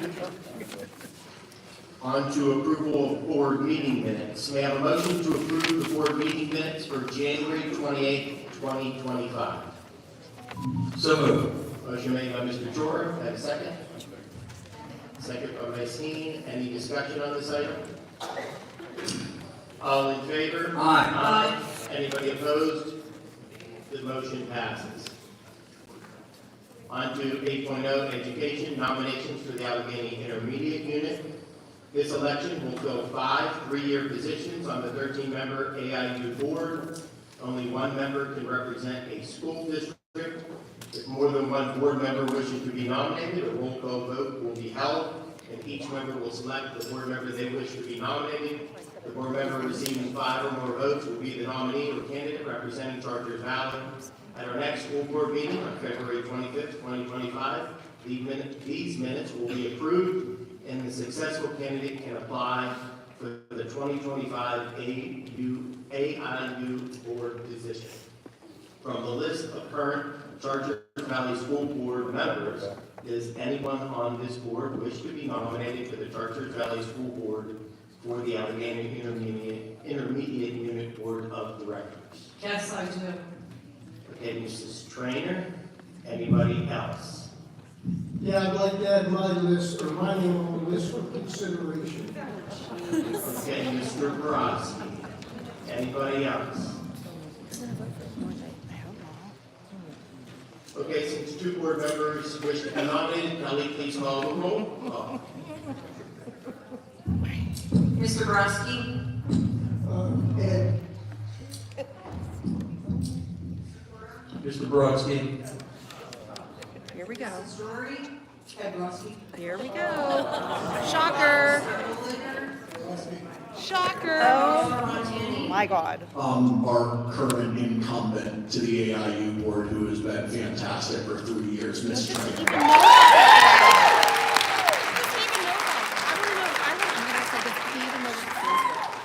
He just wants to get rid of the rainbows. I agree with Mitch, and I think that speaks for itself, all the accolades that Ms. Trainer has, so Ms. Trainer.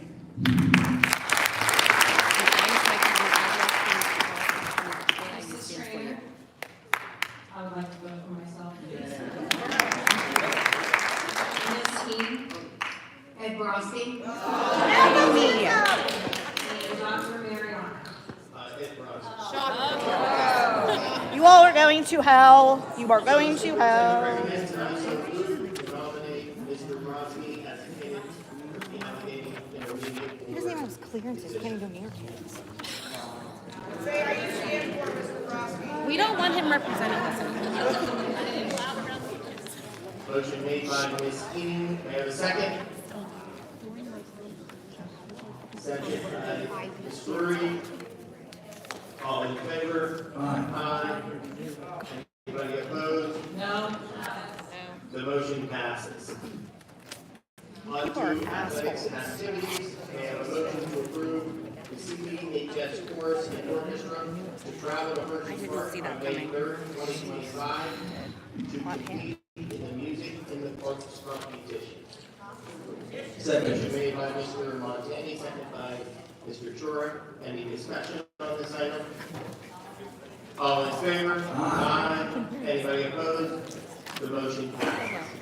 Ed Brodsky is not fit. The human resources report for February 11, 2025. Motion made by Mr. Montani, may I have a second? Second by Ms. Heen. Any discussion on this item? Yes, just to reiterate that, the vacant positions, these are vacant positions that are being removed, and that's to free up money for other positions, correct? Yes. All in favor? Aye. Anybody opposed? The motion passes. May I have a motion to accept the Patan grant with Northern Arizona University in the amount of $20,000 to pay an out-of-state psychology intern? So moved. Second. Motion made by Ms. Heen, second by Mr. Chora. Any discussion on this item? You. All in favor? Aye. Anybody opposed? The motion passes. May I have a motion to approve the January 2025 payments for the 2024-2025 annual budget, including charter schools in the amount of $5,556,276.22. So moved. Motion made by Ms. Heen, second by Mr. Montani. Any discussion on this item? All in favor? Aye. Anybody opposed? The motion passes. We have a motion to approve the payments for invoices listed for construction work provided in the district. So made. Second. By Ms. Heen, second by Mr. Shura. Any discussion on this item? All in favor? Aye. Anybody opposed? No. The motion passes. I have a motion to approve the service agreement with Paving Protection Services LLC. Can we hear you, please?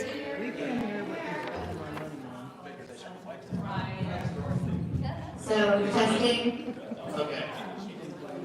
Motion to approve the service agreement with Pellington Services LLC, Protection Services LLC.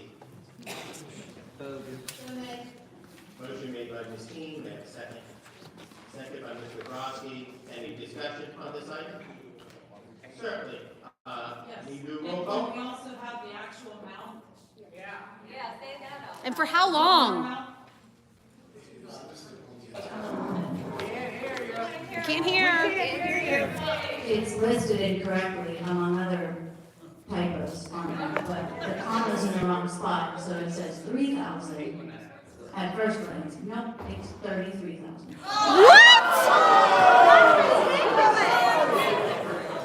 A week? $33,000 a week? Are you kidding me? What? It's 3,000. For how long? We need to have some order. So the board will discuss the motion on the table. Please let people talk. We're listening. So I just want to clarify that. Is that a typo, or you're saying it's like, because it says 3,3360.00. Yes, the dot, there's too many zeros on the end of that. It's 3,000, I'll make it very clear so the minutes reflect that it is accurate in the minutes. It is 3,000, not the 30,000. I'm sorry. I'm concerned because. Please don't comment, please. The board member's trying to talk to the superintendent. He's competent. That's like a large mistake to make. There's a big difference between 3 and 33. So I just was a little concerned about that. So is that? About that 2 weeks ago. So how long? Do you want to reiterate what some of the public questions, comments were? We did have situations where there was threats to students in buildings. Let her talk. There were 2 where we had missed days of school because of threats. Yes, there were. Yes. And we are talking about the buses. And the question as to why we didn't jump in with money for that security, but we jumped in for money for this. I think this is a valid question and a valid concern. I can answer that. I was employed by the district at that time. But you were here at the meetings. I made the same recommendation. Let them talk.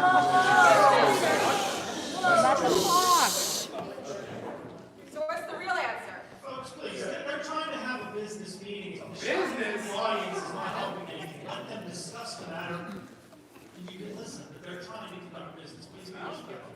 Maybe you should learn how to run one. Yes. Do a roll call, Kelly, please. Mr. Brodsky? Yes. Mr. Pecora? Yes. Mrs. Drury? Mr. Oliver? Mr. Montani? Mrs. Sexton? Mrs. Trainer? No. Ms. Heath? Yes. And Dr. Marion? Yes. Of course. We know.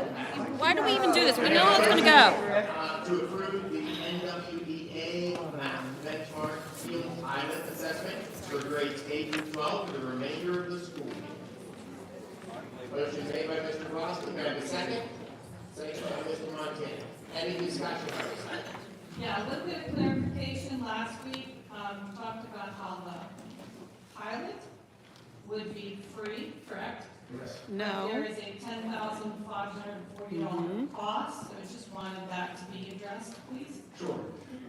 So when we purchased the NWEA maps for the 25-26 school year, there is a professional development that is part of that cost that trains the staff on how to actually implement the testing. They did give us a free pilot for the 4th 9 weeks of the software and the technology so we could use it on Chromebooks. And so I asked that we would move the training up, so the training that would have been part of the 25-26 budget, we moved earlier now so that we can implement it in the 4th 9 weeks. I spoke to Ms. Wagner about that, and she said that would be okay because it was an expense we are now not going to have in the fall. Can I just say You said something? expense we won't have in the fall, but yet 11.6 is a fall. 11.6 is NWEA maps. The professional development was in addition. I see that. The training was in addition. Okay, thank you. I love math, so I just would like to say that, and I do appreciate the data, and I want to use this, and I agree though with Ms. Heckenroth. I think maybe we should pause on like purchasing it for next year and just see if this is a good fit, like while we pilot it, and then maybe if we can table it and make a determination later, once we see how they go with our teachers and is it possible? There's a motion on the floor. But the motion's for the pilot, correct? Not for the, okay. And for the, no, not yet. Neither's been approved, but the motion's on the floor, so we're not moving that direction. We're just approving the We're at 11.5. right, but we're approving the PD, because the pilot's actually 3, right? Yes. Okay, thank you. All in favor? Aye. Anybody opposed? The motion passes. I have a motion to approve the NWEA math benchmark testing beginning July 1st, 2025 and ending June 30th, 2026. Motion made by Mr. Brodsky. May I have a second? Second by Ms. Heaney. Any discussion on this item? So I think this is where Mrs. Sexton was questioning why move ahead with this if we don't know if it's a good fit for our district. Am I correct, Mrs. Sexton? Okay. I think the administration has recommended it. The principals have recommended it. And that is why the motion is on the agenda. And just to clarify, 'cause I thought we covered that, we may not have, but the discussion on instituting the benchmark assessment came out of the data discussions with our administrators, and the need to have some type of standard quarterly test to check the pulse of student achievement, check the pulse on our learning achievement, in between the yearly annual test that they take in April. And MAPS was chosen by the building principals and then to Dr. Sable and I to the board. Yes, we did have that discussion. I guess I just maybe misunderstood myself. I just thought we were gonna test it out and do the pilot, and then we would determine and purchase it later. So that might have been my misunderstanding, so I apologize. All in favor? Aye. Anybody opposed? The motion passes. May I have a motion to approve the proposal with Lockers for Life to provide first aid lockers within the Chartiers Valley High School and middle school? Motion made by Mr. Montani, second by Ms. Heen. Any discussion on this item? All in favor? Aye. Anybody opposed? The motion passes. May I have a motion to approve the metal fence supply company to repair the damaged 150 linear feet fence and replace the fence behind the concession stand in the amount of $12,377. Motion made by Mr. Montani, second by Ms. Heen. Any discussion on this item? Yes, very quick. This was to repair from a fallen tree, correct? This is part of the former contract with the Can't construction hear. behind the concession stand. Yes, this is behind the stadium. I understand that it's saying that it's to repair damage from a fallen tree. It says that in the, Yes. so that is what this is for? Yeah, this is right. Yeah. Okay. Yeah, that's right. She got the quote.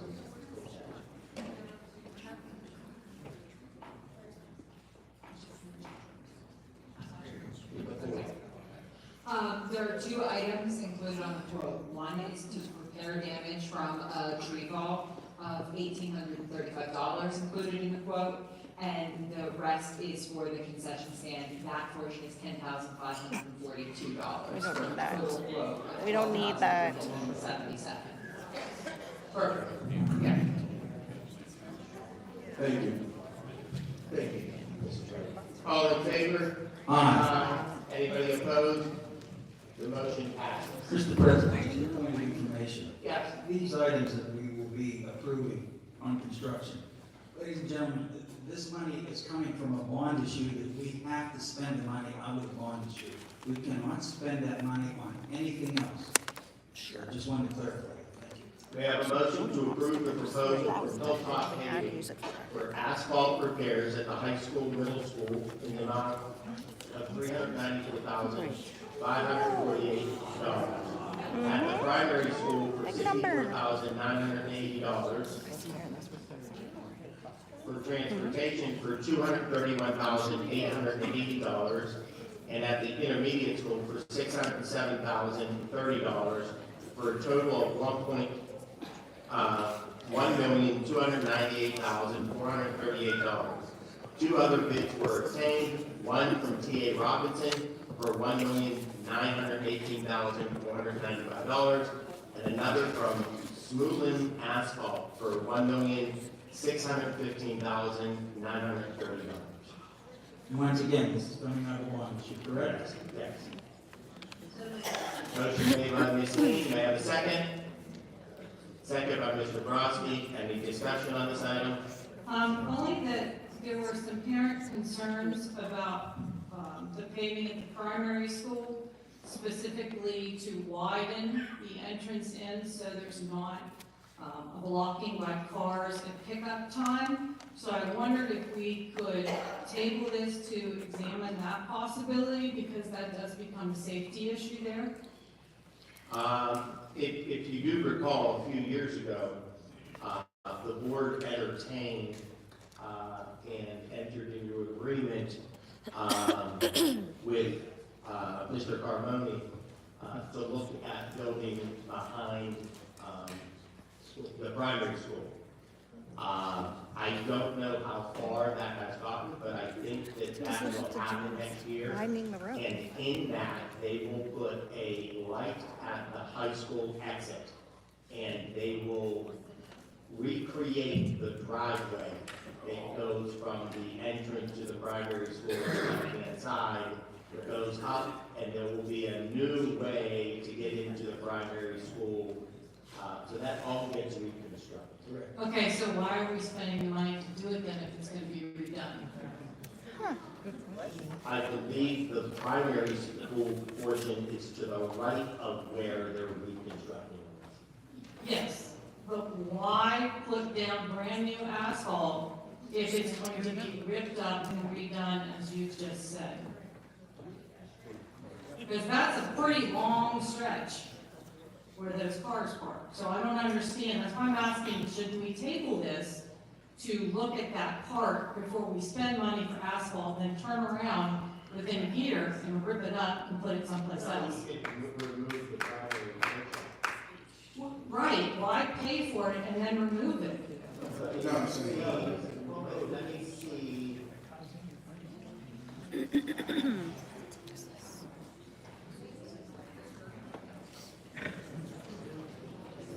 That's what I don't get.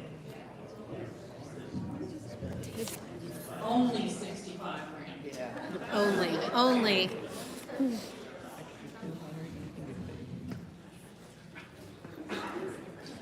Approve the other elements of the motion.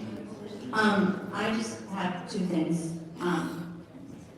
I know that this is coming from the bond fund, but I have equated this before to like your house, and so when you make a decision, you don't have to use it all. Like, you can still be smart and fiscally responsible. Fiscally responsible. So the question that people have asked, I know with the high school and middle school, like, that definitely needs asphalt repairs, if not all redone, because it's awful up there. But some of these other things, if they're not immediate, and they're not some, kind of a safety issue, I do feel that should be tabled. We don't need to spend it right now if we don't have to. And we still have track to finish. What happens if there's more money that needs to be done with that?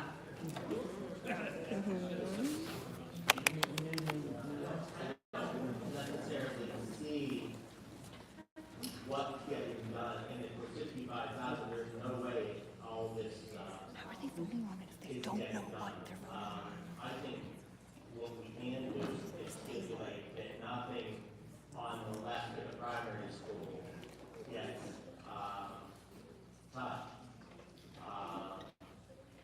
Obviously, the intermediate school is like landmine back here. Yeah, we could, but I hate to, like, I don't know the principle. Money in the Exactly. And all the more reason to table this until we get these details worked out. Oh, it's just the seals, that's why, oh, it's just the seal. $1.2 million We'll move the primary school, it won't be sealed, and hopefully, when that construction occurs, we can then do fixing that whole area, because there has to be a new way to get in and get out. There's going to be a stop sign on the left corner, of the primary school. The road going all the way up to Hilltop, road. So, we'll remove the, primary school, of $64,980. All in favor? Aye. Anybody opposed? The motion passes. Ma'am? Can I make a comment? Oh, certainly. I know we're good on Yeah, it, but I do just want to make a comment on the whole asphalt thing. I know these are some huge numbers, but from just talking to people all the time, one of the biggest complaints I get personally is, especially this school, how bad the driveway around this school is and the potholes. It's been an issue for many years, so. It's not a safety issue. I think especially that's why you see the biggest number on that entire motion was for the IS. This is a school in desperate need of some work there, so I just wanted to make that comment. Thank you. Yeah, you also have to remember at the high school, they're gonna raise the grades, so you can actually drive safely, across. Because right now it's really dangerous. So moving on to 11.10, may I have a motion to approve the agreement with Jason McKenna Consulting for STEM and curriculum. Motion made by Mr. Brodsky. May I have a second? Second by Ms. Heen. Any discussion on this item? Yeah, just a little bit. I want to clarify that, and Dr. Stagg, I want you to correct me on my verbiage here. We do not have a director of curriculum. That's correct. So essentially, what we are doing is doing a 5-year contract, approximately $120,000 a year, to have a director of curriculum, but not under that title. It's going to be a contract of professional service and non-employee. Okay, so where does that $120,000 a year come from in the budget? Okay, so when Ms. Wright and I made our budget presentation to the board, we outlined that there are significant set-asides in next year's budget for both security and academics. We have to drive money towards academics. We talked about the decline over the last 5 years in our performance on all standards, and also more personally in executive session, we've highlighted some of our security concerns and breaches and vulnerabilities we have. And again, those aren't public, but of course they are real concerns. And yes, we do have a safe school when you look at the total amount of incidents that happen, but we are very vulnerable, and we can't be, because that's where things happen when a bad guy has bad intentions. We're too vital. So this is part of that overall plan that Ms. Wright outlined. These will be the academic portion, part of our largest piece. So the salary, if you will, for these 5 years has already been put into the budget? For next year, yes. Okay.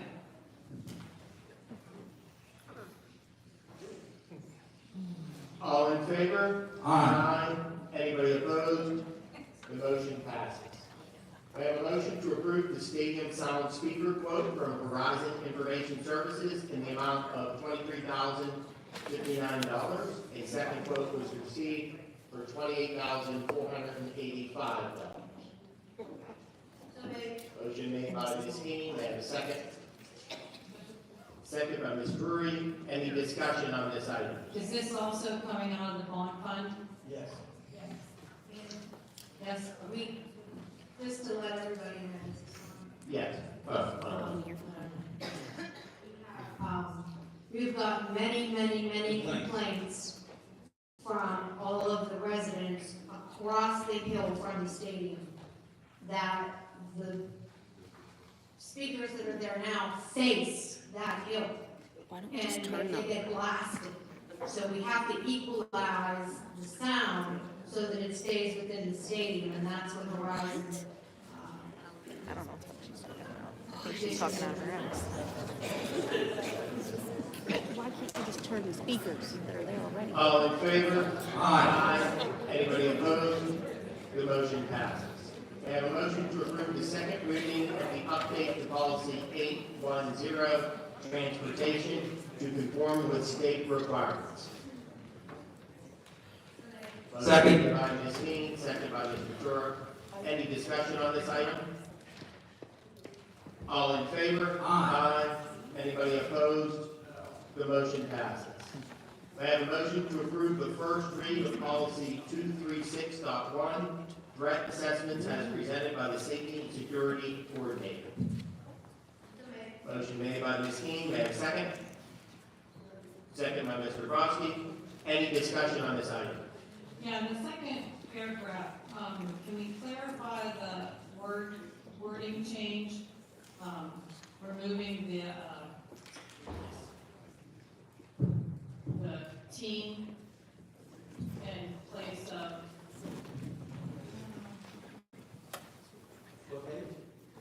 It is on that. It's the second paragraph. You mean name It was just a change in personnel who's responsible for what. It says instead of the student assistant program team, that this is a threat assessment team. Is that something that is coming from PSBA? That's what I understand. Okay. Mr. Euler presented this. And we actually met today, so the team is made up of principals, central office staff, SRO, security, Mr. Huber is trying to fill programs as well. So there is a team to analyze A, our plan, and B, anything new that the basketball recommends. Pass on to the board. Sure. All right, thank you. All in favor? Aye. Anybody opposed? The motion passes. On to public comments on non-agenda items. This section is for anything that is not on the agenda. Kelly, did anyone sign up to speak this evening on non-agenda items? Yes, first we have Priscilla Clark.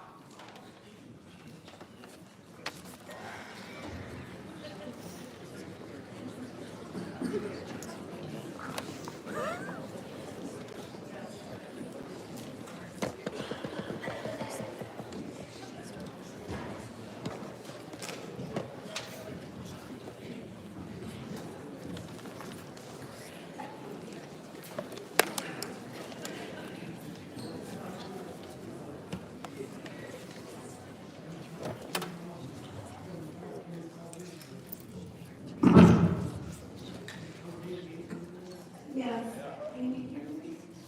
I'm looking at your items of discussion, and the one I know is 11.8 fence repair bid. I wonder why repair fences when you need you to repair these seats in this auditorium? That's a valid point. Sit on the springs that are coming through. Fix the seats. We have to fix the roof in this building.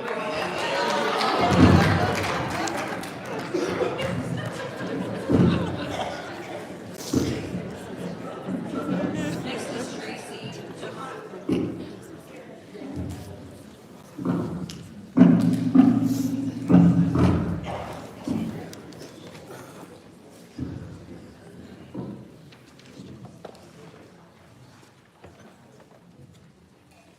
Hi, my name is Tracy Topar, and I'd like to read some letters that were received supporting the bus drivers.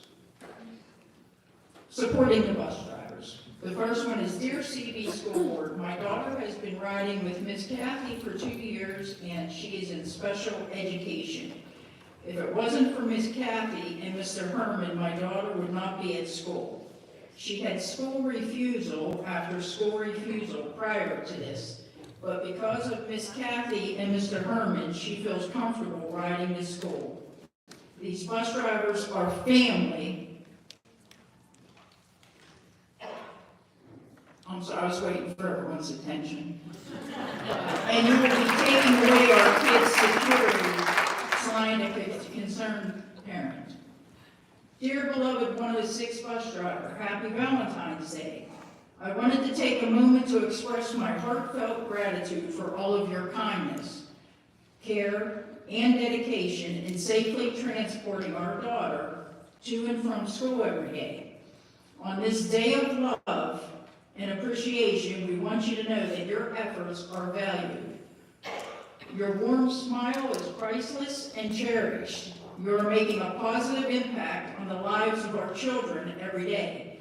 Thank you for being an exceptional school bus driver and an important part of my child's daily life. Wishing you a wonderful Valentine's Day.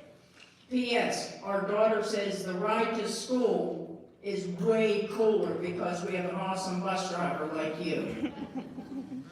As a Chartiers Valley School District employee, I have witnessed firsthand how our bus drivers interact with our students. I've witnessed the bonds they form with our students. They care. Some even have special handshakes when they get off the bus every morning. These drivers make our children feel special. If we outsource our drivers and a student left their lunch or stuffed animal on the bus, do you think that driver would come back to the school to drop it off? I've made friendships with a lot of the drivers and consider them my co-workers, even though they do not work in the same building. I got to know them by greeting them every morning and seeing firsthand how they interact with these children. I can also tell you firsthand how awesome the bus drivers are. A few months ago, my son left his sweatshirt on the van, and without hesitation, the driver, on her own time, brought it to the home. As a special needs mom in the district, I want you to know how important safety, reliability, consistency, and communication are for us. Our family has been with the district for 5 years. We're so fortunate to have a group of men and women in the transportation department to go above and beyond in all these categories. This year has been no exception with Bus 106. Knowing that my child is with him allows me one less thing I need to worry about. As a special needs parent, our drivers and aides become like family. Thank you.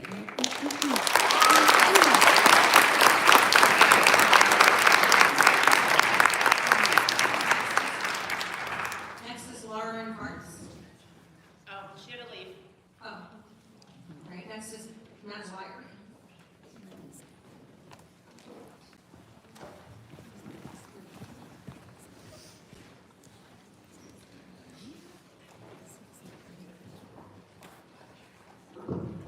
Good evening, Matt Dwyer, Collier Township. I wanted to thank Mr. Mike from Bus 59. He transports my son to school daily, safely, on time, without issue. It means a lot having somebody that cares about your child transporting them.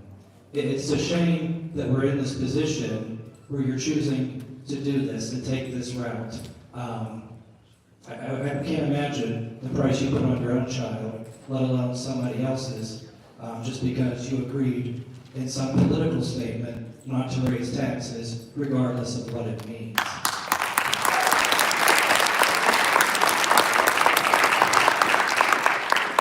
The RFPs, or requests for bids, were due yesterday. They were to be open today. Is there a plan to have those made available to the public?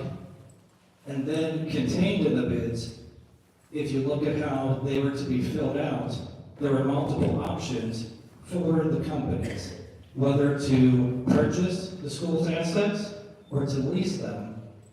And the language that was included put significant cost back on the district to maintain those buses even if the labor was outsourced. So how will that cost be accounted for in the bids between only outsourcing labor versus keeping the equipment and the tanks for fuel? Thank you.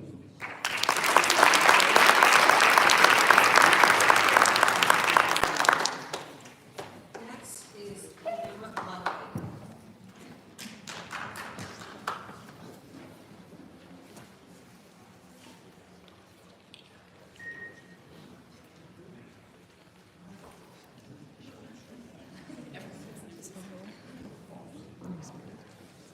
Pamela Ludwig, 1913, Brooklyn. Can't hear you. You did. Pamela Ludwig, 1913, Brooklyn. I have 2 students in this district, and I myself am a driver. Our transportation department is far more valuable than the board gives us credit for. To all of you sitting up there, we are just numbers and dollar signs wasted. Being under constant scrutiny is absolutely degrading. You have made it known that we mean absolutely nothing. Right now, you're on a fishing expedition and trying to find any reason to get rid of us. You look desperate, and it's embarrassing to say the least. We have been blasted as a department and widespread emails to staff and parents. Whoever's fault it may have been, on January 21st, the 22nd, it was in very poor taste to place blame in an email blasted district-wide. For the security guard issue, it's a slap in the face. To spend money on a guard sitting in a shack to watch us and doing nothing productive is the most ludicrous thing we've ever seen. What happened to being broke? That security guard makes more money than we do.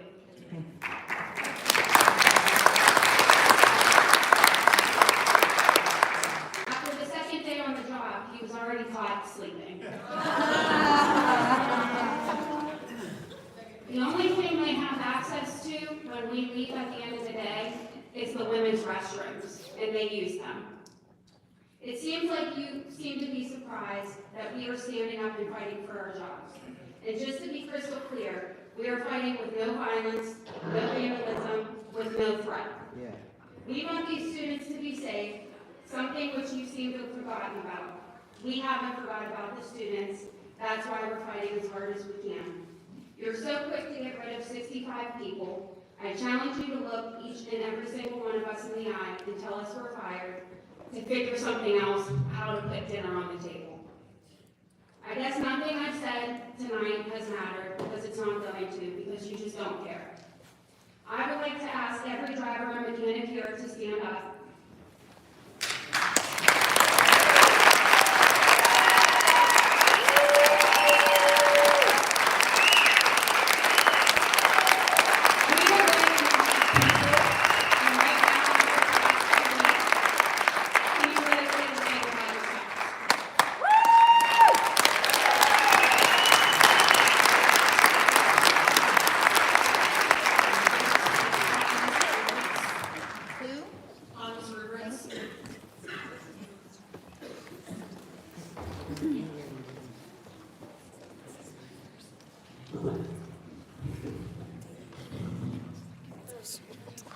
Thomas Rubrits, 352 Main Road, Scott Township. Just a couple of bullet points. Let's start out with some shout outs to bus driver Rita, who is, okay. Quick story, on one of the days that one of my children was at school from the beginning of the day until I think maybe 10:30 at night, we let him sleep in one day, and he almost missed the bus. But Rita was so nice. Yeah, Miss Rita! To stick around for 5 seconds to let him catch the bus. And because he almost missed the bus one day, just yesterday, Miss Rita, who also stopped, we had a funeral yesterday. The kids were going to school. But I heard the bus pull up, she honked her horn to check for my son, to which I was able to make eye contact with her and wave her on. Because he was late 5 seconds one time. That's something she remembered. So I want to give a shout out to Miss Rita again.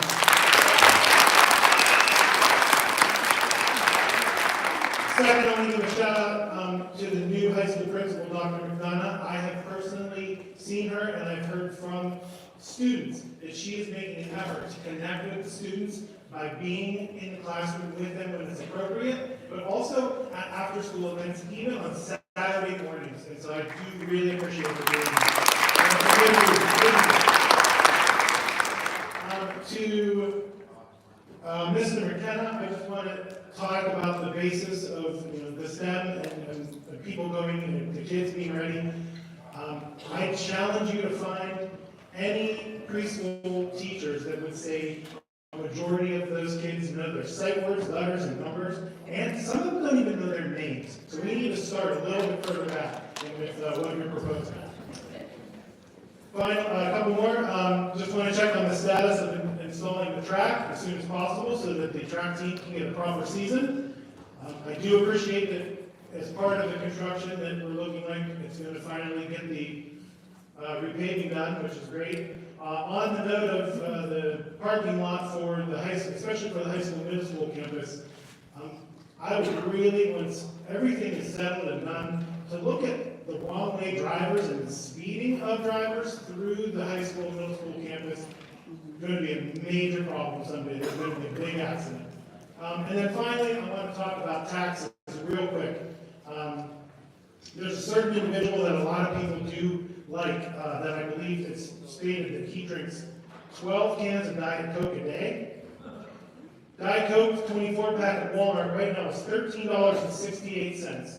So for that amount, if that was something that the average person could cut from their budget, a 24-pack of Diet Coke, that's $13.68, which would be equal to most of the budget that people have.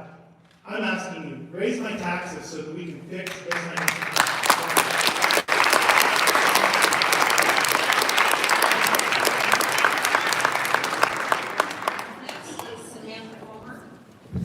Can I say one thing about what Mr. Rivers said? Thank you. Thanks, Mr. Rivers. Also, when you're saying about the wrong way drivers, I feel like if we're making some changes with that, we should also have better signage. Because I see when we have the wrestling tournament and like people coming from all different schools, like people really don't know, like not on purpose, like people from out of town are coming the wrong way, especially in that middle high school area. It's really dangerous and there's not arrows marked. It's poorly marked. So if we can, fix that could probably be a relatively cheap fix, hopefully. Mr. Sexton, I think, because I've brought that up a number of times, because I've actually been coming across by the high school and had a car come head-on at me. Supposedly, this quote, it includes all the lines and arrows of where you're going. But again, when we straighten the road, we're going to probably have to install speed bumps because people are going to fly behind the stadium because it's going to be really smooth. But you're right, you bring up a good point. We need arrows and signage, more signage, especially down towards the student parking lot. People just don't know when we have a tournament that people aren't familiar with our school, that where do you come in? Because they end up coming in the middle school and in the high school. And hopefully that'll get addressed by the light at the bottom of the high school eventually.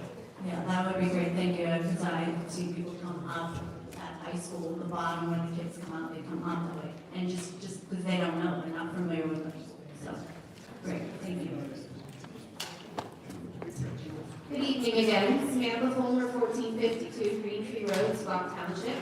I want to take a moment to express my broader concerns regarding the district's financial decision-making. How can we justify spending on non-essential purchases when the district is refusing to raise taxes to the Act 1 index again this year, refusing to settle a contract with the bus drivers and custodians in the ESP union, and threatening to outsource transportation? Now, the professional staff are hearing they could be furloughed. How is it acceptable to spend money on things that aren't immediate priorities while the people who directly support and educate our students face uncertainty about their jobs? In the neighboring district where I teach, a stop spending order was issued to the entire district at the end of January due to a projected deficit, just as it was last year. Capital projects and curriculum adoptions were halted to ensure financial stability. That is responsible budgeting. Yet, rather than pausing non-essential spending, this board seems willing to make cuts that hurt students and staff the most. Some board members are here only to block taxes. Maybe if you had children in the district, you'd care more about how these decisions impact students. And in case anyone here has forgotten, the quality of the district is directly tied to property values. If you let this district fall apart, the entire community suffers. Home values drop, families stop moving here, and good teachers leave for districts that support them. Let's also pause to address the negative press surrounding this district. It is embarrassing. Just Google Chartiers Valley. Aside from our students' achievements, the rest of what you find is not good. And to whoever leaked the story about the bus garage, shame on you. We all know exactly what you were doing, trying to justify unnecessary spending on security. And let's be honest, the refusal to settle a fair contract with the ESP union isn't about money, it's personal. Bus drivers get our kids to and from school safely, and as I mentioned at a previous meeting, Mr. Tony is the only reason that my 5th grader went to school this year. Thank you, Mr. Tony. Custodians keep our buildings clean safe, yet they refuse to negotiate with them while throwing money at unnecessary expenses. And now, our new business manager barely made it 6 months. What does that say about the leadership and financial stability of this district? How do you expect the community to have confidence in these budget decisions when even the person responsible for overseeing them isn't sticking around? Tonight when I walked in here, my heart hurt. Seeing these people worried about their jobs, the very people who care for my children and the children of this community, and you are willing to push them aside for politics. That is not leadership. That is not putting students first. It is time for this board to do the right thing. Thank you. And I'd also like to know if you know what AIU stands for and what they do there.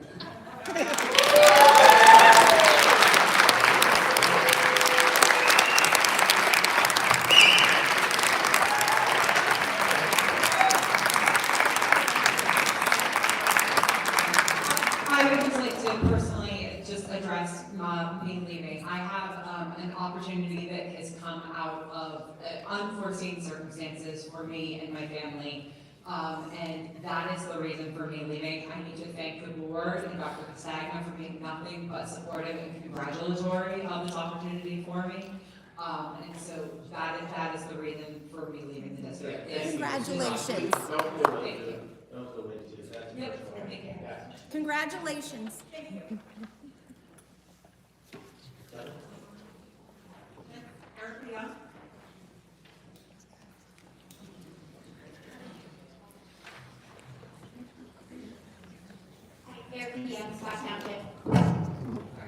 I'm here just to give a thank you and in support of our bus drivers. My son is on bus number 46, and every day, there's 2 other little kids that get on the bus staff with him.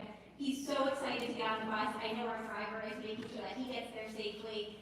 The day that I think one of the employees mentioned, that January 21st, 22nd, a lot of confusion around the buses. He came through 2-3 times on our neighborhood. Our neighbor got on one time, we got on another. Always with a smile, always just excited to see Leo and his classmates. So just thank you so much for everything you do for us, making sure our kids get to school safely. We really appreciate it. Every day that you bring for him, and I know our neighbors appreciate you waving and being so kind to their little girl as well. So thank you for everything. Really, please consider what these bus drivers do for not only the parents, but also the students in the district. Thank you.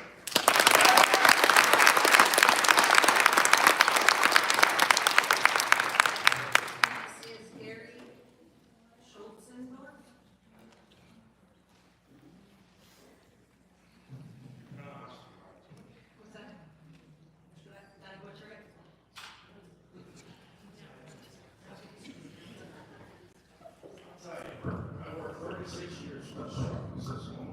You have to get really close. 36 years of construction. I never believed this asphalt thing going back and forth like this. Who handles the bids? The bids, Is there one person that handles the bids? so the bids are publicized, and then they're accepted by our business office. Who, more or less, check on the jobs when they're going? That's our director of facilities. Who? Our director of facilities. Who's that? His name is Pete. Speaking to you. Was that? I can't hear you. No, that's not me. Mr. Kellner. Who supervises it, like, check on the jobs going on? Sure, Mr. Kellner. Okay, see her? I believe he is somewhere. Well, the thing is, I have to think over this splash pad over there, was Scott, okay? They're $2 million in the hole, building this thing. They subbed it out to another contractor. He ran off with $300,000, okay? Soon as I said that, I started bringing this stuff up, all of a sudden, boom, they have it done. So now, here you go with the asphalt, okay? And the asphalt, I check and see, like on Lindsay Road, they did the asphalt, it's sunk. Okay, so you better check your bids and make sure that this company isn't for that bad. The second thing is stadium. $2 million for a stadium, it's not even done yet. How many years has it been going on? 3 days to me. That's before me. It's before you? Yes, sir. Maybe you should check it. It's not even doing speakers, I think it's 3 years. Yeah. Okay, and that's $2 million. Now, the track's higher and it fills lower. Or the field's higher, the track's lower. The track's not done yet. Oh, it's not done yet? It's not going to be done. So how many years has been on? 3. 3. Someone should have a consultant or somebody to check on these jobs when they're getting done. Okay. Well, the third thing is the security. I'm a little leery about the security. What if something happens at the school? Who's going to be over there for security? Oh, that's all right. Huh? We have police officers. Okay. How fast, are they there? Yes. Okay. Well, when you got the guy at the booth down there, when you got police officers walking around, right? That's a personnel matter, so we can't discuss it. It's always personal. Wow. Well, we're a people business. It's a shame, you know, I'll tell you what, these drivers work their ass off, ASS off, okay?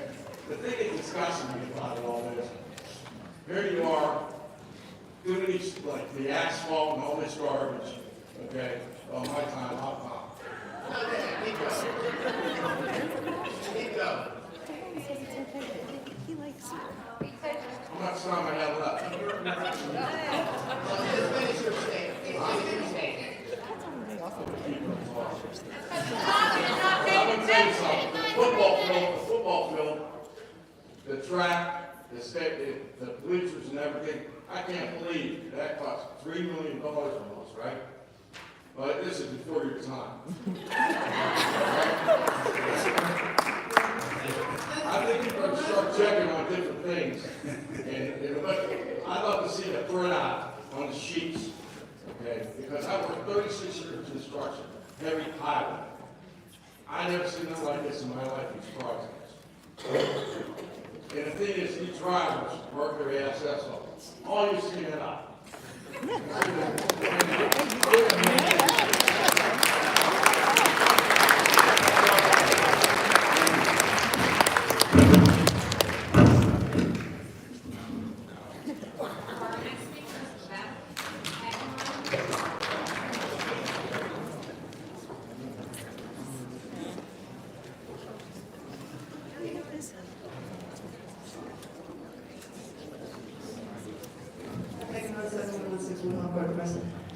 Dr. Cassay, I hope this is helpful. This is a question on process.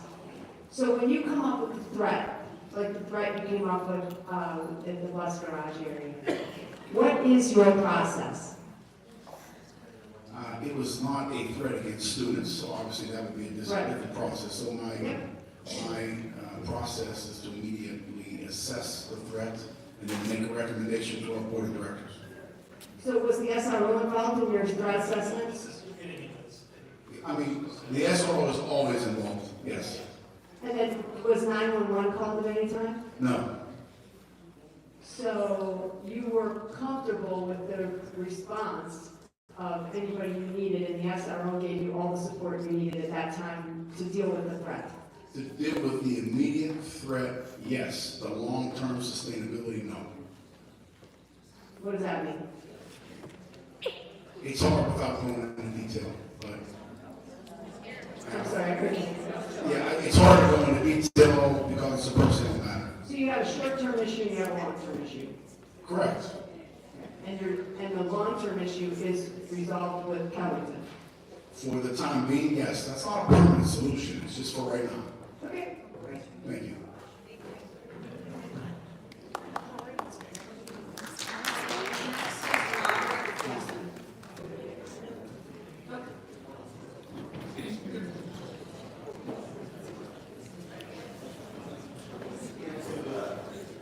Mr. President, distinguished board, superintendent.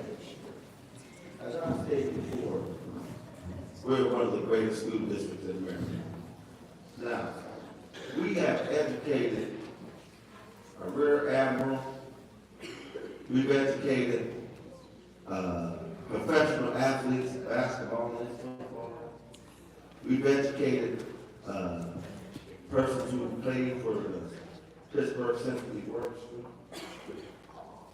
We're better than this. Most of these bus drivers have transported these personalities. We are a different type of a school district because we have educated excellence. And these bus drivers, custodians, paraprofessionals, have been on point. Mr. Seltzer, who used to be the interim superintendent here several years ago, once said that everybody that works here at Chartiers Valley is an educator. You're trying to outsource these various personalities who have been on point for years. Outsourcing bus drivers, you're going down a wrong hole. Now, your current superintendent, he may know me, he may not. We've had little past dealings indirectly, something that I solved in a great way. If he asks me later on, I'll tell him what it is. He'll know what it is. It was all good. That being said, most of y'all know me as Mr. Wilson. I'm telling y'all,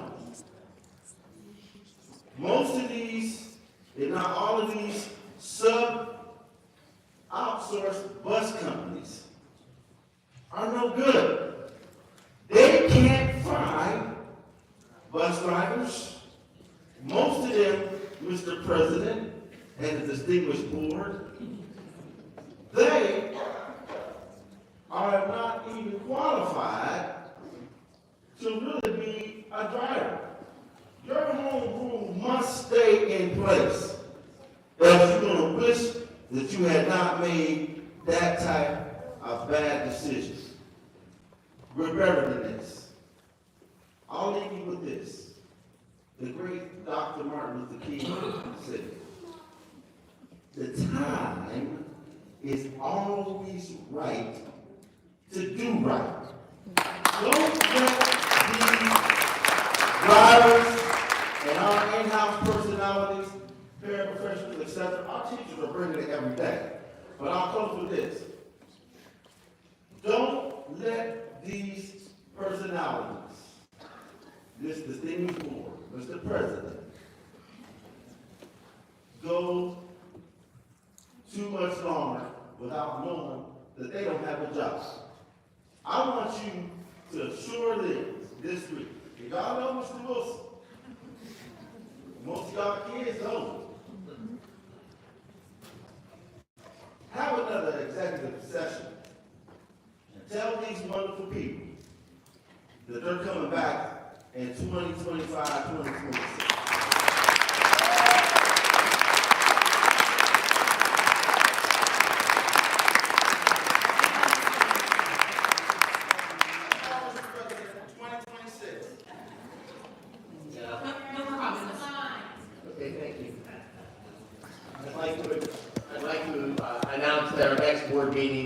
is February 25th, 2025. Dr. Cascadi. Yeah, just in closing, I want to thank Ms. Rice for taking me under her wing and showing me the ropes on a very complicated situation. You don't see the business manager much outside of board meetings, but she puts more hours in this district than anybody I've seen. And you see her long after everyone else is gone home. We talk after on weekends. But you're going to do great in your new position, and you were great in this position. We wish you all the best.